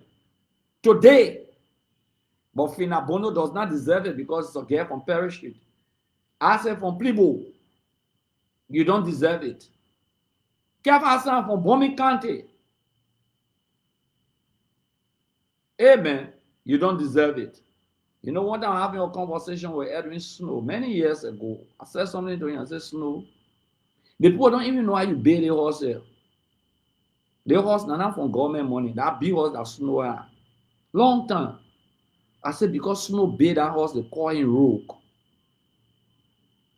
But when our brothers, our family members those days, for 133 unbroken years, built the Ministry of Education. All those buildings across the country, you don't call them rogues. But when a ball from Gibraltar build a place, I said, don't go and build a place through legitimate money, you call him thief. You call him criminal. We'll not sit there and allow that to happen. We'll fight with everything. We'll not sit and allow the Unity Party-led administration to defund this struggle. I say, we're not allowed that. Look at him. Your president came, you got nothing to say. You started arresting people, you got nothing to say. You jump where you say, President, we are die. Amen. Today, the entire news around the world in Rabat, one of the most powerful men, one of the most powerful individual in the world, the president of FIFA, rubbing shoulder with him. They will be surprised with the breaking news that will be coming to the country very soon. They will be shocked. You wish for the death of President Weah. The West Canton said something very important. Let me play that in here before you come here. I beg you. I beg you, Kevin. He said something very important. I want you to just listen to this. I said, we're coming just now. I said, yeah, wait. He said something very important. Just listen to this. What Stanton said. Unity Party, the only person to focus on today, Joe Manawea. The only concern of Unity Party, whether they are doing better or they are doing very poorly, that Joe Manawea. Those of us that support Joseph Yima Bwaka, that should be concerning to you. George Manawea holds something that if we continue on this track, we are setting a stage for his comeback. Whether you like it, whether you hate it, that's just a fact. Other political leaders can go up and down and come to that airport with hundreds of thousands of people. The increase in security, you will not find it like this. Other political leaders in the country can cry wolf all they want, but once Joe Weah speak, Unity Party shakes. This is an important message to Unity Party that we and those that support Unity Party should do better. Like Dr. Bupler said, 2029 is about 3.5 years or so. But if we remain in this gathering and just condemn that Joe Weah is nobody, that will be the greatest mistake, like Vendetta Patrick said. Unity Party should look at this today and say the people, some of the people, a lot of them are considering George Manawea. I have so many conversations today. This is not just ordinary. Is the Liberian people listening to tell us that don't bring George Manawea back? People are getting disenchanted. Go to ministries. Go to people that felt that it was going to change overnight, and they are not feeling the pinch. They are not saying it. We will sit and come on the show every day and just talk and just pray that the government do better. But it's the people getting the message, Emmanuel. The people that go in the marketplaces, that buy the wholesale and buy the retail, are they getting the message? Are they feeling that, yeah, things are cheaper on the market? Are they going back when the people look at them and say, oh, harmonization stay in time? But who brought harmonization like Joe Weah? What did President Bwaka do with harmonization? Nothing. It stayed there. I say, this is the hard truth. This is the hard truth. Let's Stanton or his Stanton, we can disagree, we can argue. You know how we can argue sometimes beyond saying it can be easy. Okay? But he has just nailed it. Unity Party wake up at Joe Weah. They go to bed at Joe Weah. They eating at Joe Weah. They wake up at Joe Weah. They sleep at Joe Weah. I say, pick up from there. I mean, we're just close to and the Joe Weah. Unfortunately, they are trying to load the pictures, but they are not loading. I don't know why. Yeah. So I said, go ahead. Keep loading. He basically doing something. Keep us and will charge you. I hope you're not trying to protect Bwaka here because they say you from several. The truth is that Unity Party has called the name George Weah more than 3 times than they have talked about any development or any successes they have had. Go on Facebook. Anywhere. Just type George Weah. See the amount of time Unity Party called George Weah's name. And check Unity Party success. Count that. Stanton is right. Every day got 24 hours. Unity Party talks about George Weah 23 hours. 1 hour they talk about their little money they get.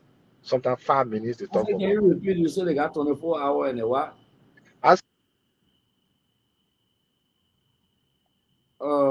I said went off. People can be calling your phone. Hello? Yeah, Yeah, I said every day got 24 hours. A day has 24 hours. Unity Party talks about George Weah 23 hours of the 24 hours. The other 1 hour, they talk about their little chopping here and there. And then 5 minutes, they talk about governance. You'll be expecting that the government in power will spend most of their time talking about what they are doing as government. But they rather talk about George Weah, George Weah, George Weah. Stanton was right. The only focus of the Unity Party is one man. Liberia get about 5.5 million human beings. How come only one single human being, the entire Unity Party will talk about every day? But let's come to Finabon. Some of us who've been privileged to have at least traveled a little bit outside of Liberia and have had little experiences in other countries. One of the most important things to know a person is integrity. And how do you know integrity? When a person lies 1, 2, 3 times, it is tough for that person to be believed anything they say. Let's get it straight. Asset recovery did not come to do asset recovery thing. They only did that thing to divert the mind of the people from President Bwaka's return. That is truth. Just think about it. The same day President Bwaka was coming in the night, the same day by 3 o'clock in the night, so every morning, the same day asset recovery came with anything. You think they couldn't wait for money? What would kill them? You think they couldn't have done it the day before Bwaka came, or even 2 days before? What would kill them? The same day Bwaka came with his hands swinging, that's the same day. The same day they carry 1.2 billion budget. All of those things were only one reason to divert, not because they get any case or anything. Listen, my people, they've listed everything they call charges, all of the withdrawals and deposit. I don't know if withdrawal and deposit means any crime, but they listed it. I beg you, take your time. It will only take you 10 minutes. Take calculator, add all of the figures they put in there, add everything, do your own research. You will notice the figure will not even come close to 6 million, but they put 6 million in that document. So where are the other figures? Take your time. Take the document they put outside. Take your time. 10 minutes. Add every figure they put in that document. Add it together. Do your own research. It's not even close to 6 million. They put 6 million there. So why are you lying? The fact that you can even lie on figure, it means you lie. Go down again. Asset recovery said Finabondo established the business when she was a PEP. PEP means politically exposed person. That means that business was established from 2018, according to the document that they put outside. Go and read it, you will see it. But in the same document, they talk about transactions that happened from the business in 2014. So why do you want to lie? If you said somebody established a business because they were a political person, that means from the day the person came into politics, in a political position, 2018. But the business was not established 2018 now. It was established since 1997, 1998, when Finabono was at the mansion. And besides, Fina herself even worked with Serena Sifos. Serena Sifos was a media boss. He worked in textile factory. When she used to do Kobo, you want to tell me someone who was doing their little 1-2-1-2 business from 1997 up to 2025, even the person was saving $1. You know how much the person would have saved, man? So the entire document they put out, no crime. My people read the whole document and see what's the crime. Like, I keep asking, okay, what is the crime? They said, oh, this person deposited 2 million. This person withdrew 2 million. Okay, we hear the person withdrew 2 million. So what is the crime? What is the crime in the withdrawing of 2 million? I get my bank account, I can withdraw money from that, I can deposit money. So what is the crime in the withdrawal? It said that the person took the money from government and deposited it. But Isaac, let me tell you the crime. Right. Let me tell you the crime. They same crime on you, on Gray, on me. So long you are affiliated with George Manawia in the eyes of Joseph Imam Bokai, that crime. You that crime you commit. Because I keep asking, when you read the entire document, they only say this person commit a crime. Right. In the eyes of Joseph Imam Bokai. So what is the crime? This person deposited 2 million. All right, we hear the person deposited 2 million. So what? So what is behind the 2 million deposit? The person shouldn't deposit 2 million. Is that what you say? Oh, and then co-defendant in, and then your name appear in the transaction. You withdrew 2 million. All right, I withdrew 2 million. So what? So I shouldn't withdraw 2 million. Is that what you say? And then you send 50,000 to France. So anybody send 50,000 to France, that crime? So what is the crime in sending 50,000? Or you, defendant A, you were entrusted with money from Ministry of Defense. You did not do the job, and then you deposited money in your account. Then we know you are saying something. Isaac, wait until one day they call you. And my brother, the thing is like they may come in one day and say they charge me for going to Japan. Well, I never been to Japan before. They'll say charge me for going to Japan. What kind of government is this? But listen, wait until they call you. Wait until they call you. That one day, great. Let me see Isaac's face. I want to see Isaac's face. Let me talk. Wait until one day they call you, Isaac. Wait, Isaac, that your sister, your ma, is going to South Beach because John we have visited your ma. Because they will say that crime. And Kev, you put me up. The asset recovery man came up and said, the business is fake. But how can a man here now? My man, the business fake, and then your own government gave business registration. What kind of people? That business registration here, they were issued in 2024. That Baka was president in 2024. Under a government, they issued this one. How is the business fake when you get a tax clearing from your own government? I tell you. How? This one you see here now, this one is a contract with the Ministry of Defense government. How can it be fake when the Ministry of Defense, look at who signed it. The person that signed this with a red mark is currently working in Joseph Boakai government as an advisor to Joseph Boakai. So you can see that these guys only came to deflect. Right. They only came because the president was returning and they know the people will be asking. But Gray, go in the market. Things are difficult. Go on the street. People are catching hard time. The president travels, spent plenty of money, came back with nothing, and you know the people will be concerned. So what United Party decided to do is just to bring up something. But you know what? It didn't work. Where after it didn't work, where else they went? They said, Joey, I ain't living. Joey, I die. Oh? The other time I called Joey, we're talking or laughing, say they can't hear, I swear. They said, Joey, I die. Right now, Joey are resurrected from the dead. They're looking for something else to come with tomorrow. They finish saying Joey are die, and later they say something in Joey are quote. They think these guys are ready to dummy. They say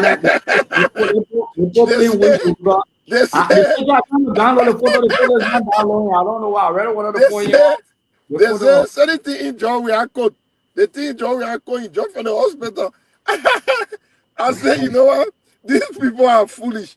So Joey was sick. Now you're seeing he's sick. Joey died. Now you're seeing he's not dead. The next thing is they put something. because it's the fear. The fear. Your opponent fear you. Your opponent fear you. They wish bad thing. They wish bad thing. Kev, I'm sorry, I don't mean to laugh, but this is so stupid. What kind of a guys here? Isaac, let me say this to you, right? Let me say this to you. My man, you not lead that girl. You want the girl, right? And you not sit there with something like that. And it gets shiny. The next thing you're taking a bad thing. A bad thing should happen to them. Yes. A Baba t-shirt. No. Kev, you know what the other guy wrote? The other guy from the other guy from Noka, Gray. The man say, Eugene now we poor president, we are bottle on the ground. I saw that. I tell you.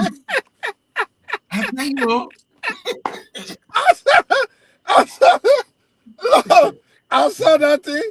I said United Party totally lost. So the ball coming to water on the ground again. Now, he coming talk about now. When they finish talking about they will say George Weah sacks he wore. He did claim it up too much. He stopped it. But again, look at it. Look at the Unity Party. Look at the Unity Party. Look at the spokesman, right? Look at the spokesman. The spokesman, a man is touching people mad. That's the spokesman. He's the one pushing this thing, and the mansion is talking about it. Think about it. What kind of a people? What kind of a people here? But you know what is promising? George Weah will be the next president 2030. And I will always say, listen, yes, George Weah did not win the re-election in 2023. I'm feeling the George Weah did not win because of propaganda. Now that the people have seen with their eyes the difference between lies and truth, George Weah will come back as the next president. Thank you. I'll say, Kev, just one minute because we got to go. So, Kev, we'll start with you. Yeah, reduce the music small, yeah. I only will say this to all sedition. Weah is coming back. They're afraid, they're scared, and they're wishing Baba thing. President Weah is coming back. You see today how the world embrace him. This is FIFA. This is the man. The man is talking about our race in football. Our race in football. Isaac is working in a prestigious place. He knows what it means as a black man to be there. Everybody, we all. This is the man who going and say black men should have equal share and respect them in FIFA. You know what LeBron people say? LeBron people say they should kill him. So I was using saying the LeBron people, the Unity Party. I'm sorry, not LeBron people. The Unity Party. The Unity Party people say no. But President Weah is coming back. President Weah is coming back. That's all. So let me end up by saying, Unity Party, you won an election. Stop being angry. Stop being angry. Enjoy. Be happy. They say what United Party people say. They are saying always worsening us. Why he put on shoes today? So a shoe, a phone at them, maybe a fit cut. So you put no, they put are crazy. But United Party, I would say you have won an election. You finish it done. You have won an election. Be happy. Stop living with anger. You have won an election. Any winner should be happy. Who should be angry? The man that put there say, please, I beg you, let me put my phone in my pocket. Yeah, I beg you. Any winner, the people that should be angry should be Azekdo, Kev Hassan, Akaros Gray, CDC. But we are happy. You have won. Why are you this angry? Can you imagine? I even posted something about President Weah. One other lady came, they get angry. That you will be the second person to die. So I said, Mama, you angry simply because George Weah did that? Are all you angry for? Mama, why will you win an election and you be angry? How? People Party. How? People are they're evil like their leader. How? But I can you be when you angry? Because their leader evil. Just say evil. You should be thinking about how your life is going on. If things getting better. I have this for you. George Weah is coming back. George Weah will be the next president. George Weah will do better than he did the first time. See what the president did. That is so strange. Just see this. You're busy. Just send me one of your best 2 and 3. Hey, I'll give you my phone. Right now, running it. Yeah, so I can give it to my man from across Marseille. Okay. Okay. See you can Asa, you get me? Oh yeah, you see, President Weah is called. You're busy. Just send me one of your best 2 and 3. I'll give you my phone. Right now, running it. Yeah, so I can give it to my man from across Marseille. Okay. Okay. See you can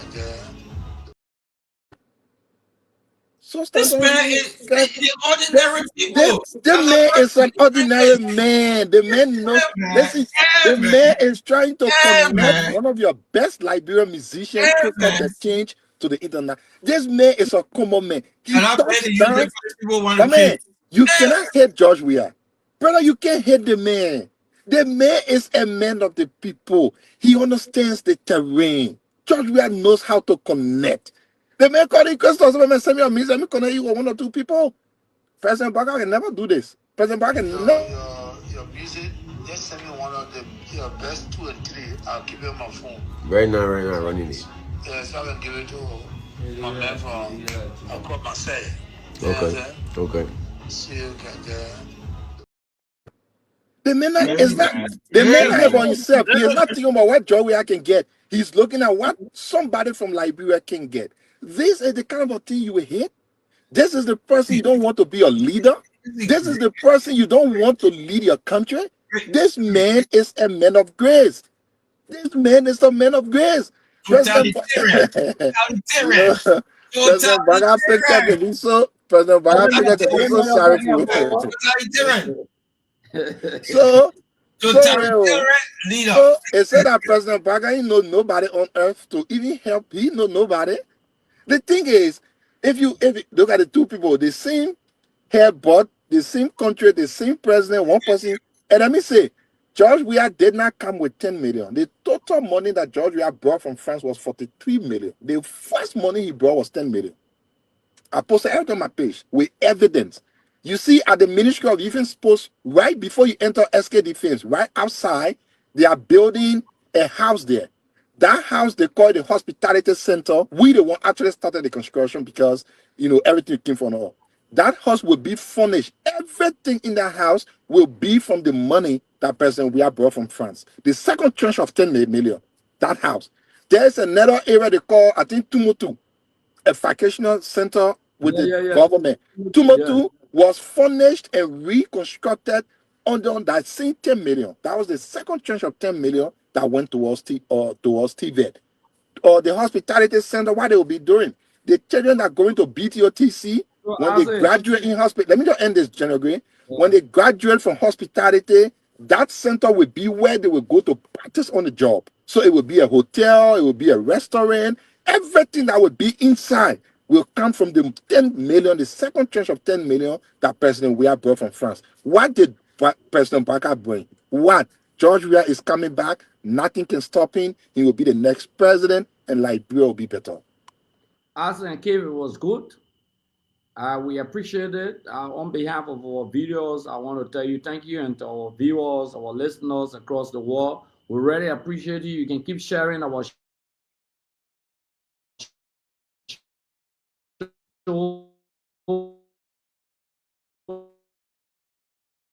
I think your internet. Yeah, great internet is getting what he was saying. We'll be here. We ask you to keep sharing, keep following us. We'll be here on Saturday and Sundays. Tomorrow again we'll be here. We hope we can get our guests tomorrow. But this will be my parting statement. Very important, and I think this is important. Unity Party, the only person to focus on today, Joe Manawea. The only concern of Unity Party, whether they are doing better or they are doing very poorly, like Joe Manawea. Those of us that support Joseph Yima Bwaka, that should be concerning to you. George Manabuya holds something that if we continue on this track, we are setting a stage for his comeback. Whether you like it, whether you hate it, that's just a fact. Other political leaders can go up and down and come to that airport with hundreds of thousands of people. The increase in security, you will not find it like this. Other political leaders in the country can cry wolf all they want, but once George Weah speak, Unity Party shakes. This is an important message to Unity Party that we and those that support Unity Party should do better. Like Dr. Buple said, 2020. So I say thank you very much, Kev. Yeah. We appreciate it. Okay. I say bye. You okay now? Kev? Yeah. We'll put it begin or our beginner. Okay.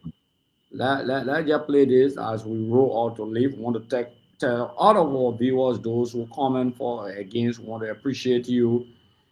Keep following us. Follow Liberia TV. Or in fact, we'll be on YouTube tomorrow. Our YouTube channel is now ready. Okay. So those of the people who are on Facebook, we have access to the YouTube channel. Okay. Tomorrow by 5 o'clock, we'll be here again, same time, same place. And Kev. Yeah. Good night, my man. Good night. Yeah. Good night. Thank you very much. And let me just play a teaser. Pipeline Road, Chubor Road, Rehab Community Corridor, Small St. Michael Town Hall Court to Patient Shop, Dry Rice Market to Johnsonville, Doe Community, Claratown Road, where there was no road since independence, Bartonsville to Keba to Dixville Road, VOA ELW Community Access Road, Manatemba Road, ELWA Aratu Community Access Road, Cooper Farm Jangaba Road, Sinkal Village Telecom Road, Soul Clinic Road, Banjok Community Road, Nickley Town Road, Swagger Island Community Road, Logantown Broad Street, St. Kizito Red Light Road, Fairground Road, Grand Bassa County, Banga Broad Street, Bon County, Bopolu City Street, Bapolu County, Greenville, Sino County, Barclayville, Grand Crew County, Foka Mission Road. Additionally, with the development partners' assistance solicited by President George Weah, construction is also ongoing on major corridors throughout Liberia. Notwithstanding the support from partners, the Weah-led government is partly contributing resources to all of these road projects. The Coca-Cola factory to ELWA Junction Road is being paved with assistance from the World Bank. The CDC administration resuscitated a 2007 agreement with ArcelorMittal and also contributed $13 million to the Ganta to Yekepa Road project, which is nearing completion. Under his signature coastal highway project, the president has secured $30 million from the ECOWAS Bank for Investment and Development to pave from Barclayville to Southtown, that is in Grand Crew County, and from Southtown to Cloney in Sino County. The CDC-led government renegotiated the terms of the Banga to Salaye Road, which is now ongoing. President George Weah's government negotiated with the OPEC Fund for International Development and signed a $25 million concessional facility to extend the construction of the Banga to Konya Road as far as Vonjeban in Lofa County. His government also negotiated and signed agreements with the Kuwaiti Fund and the Arab Bank for Development in Africa, BADIE, to pave the road from Vonjeban to Munikoma Highway to complete the paved road network in Lofa County. The Weah-led government has sought funding from African Development Bank and broken grounds for the pavement of Sekimpa to Logato Road. Procurement for civil works has been completed and contract signed. President Weah has embarked on another ambitious project to upgrade and expand the 44 kilometers RIA road into a modern expressway. The first tranche of money is secured and resettlement payments are now made to residents in the right-of-way of the route to make demolition feasible. The German government has committed $16 million and the World Bank has also committed $29 million to construct the Danta to Tapita to Zegru Road project. The government of Liberia and the government of the People's Republic of China signed a $25.9 million grant agreement to construct two overpass interchange bridges of the ministerial complex and the SKD Boulevard Junction in Congo Town. The COVID-19 pandemic has halted further discussions. All of these happened before President Weah reached half mark of his first term. Thank you very much. We are gone.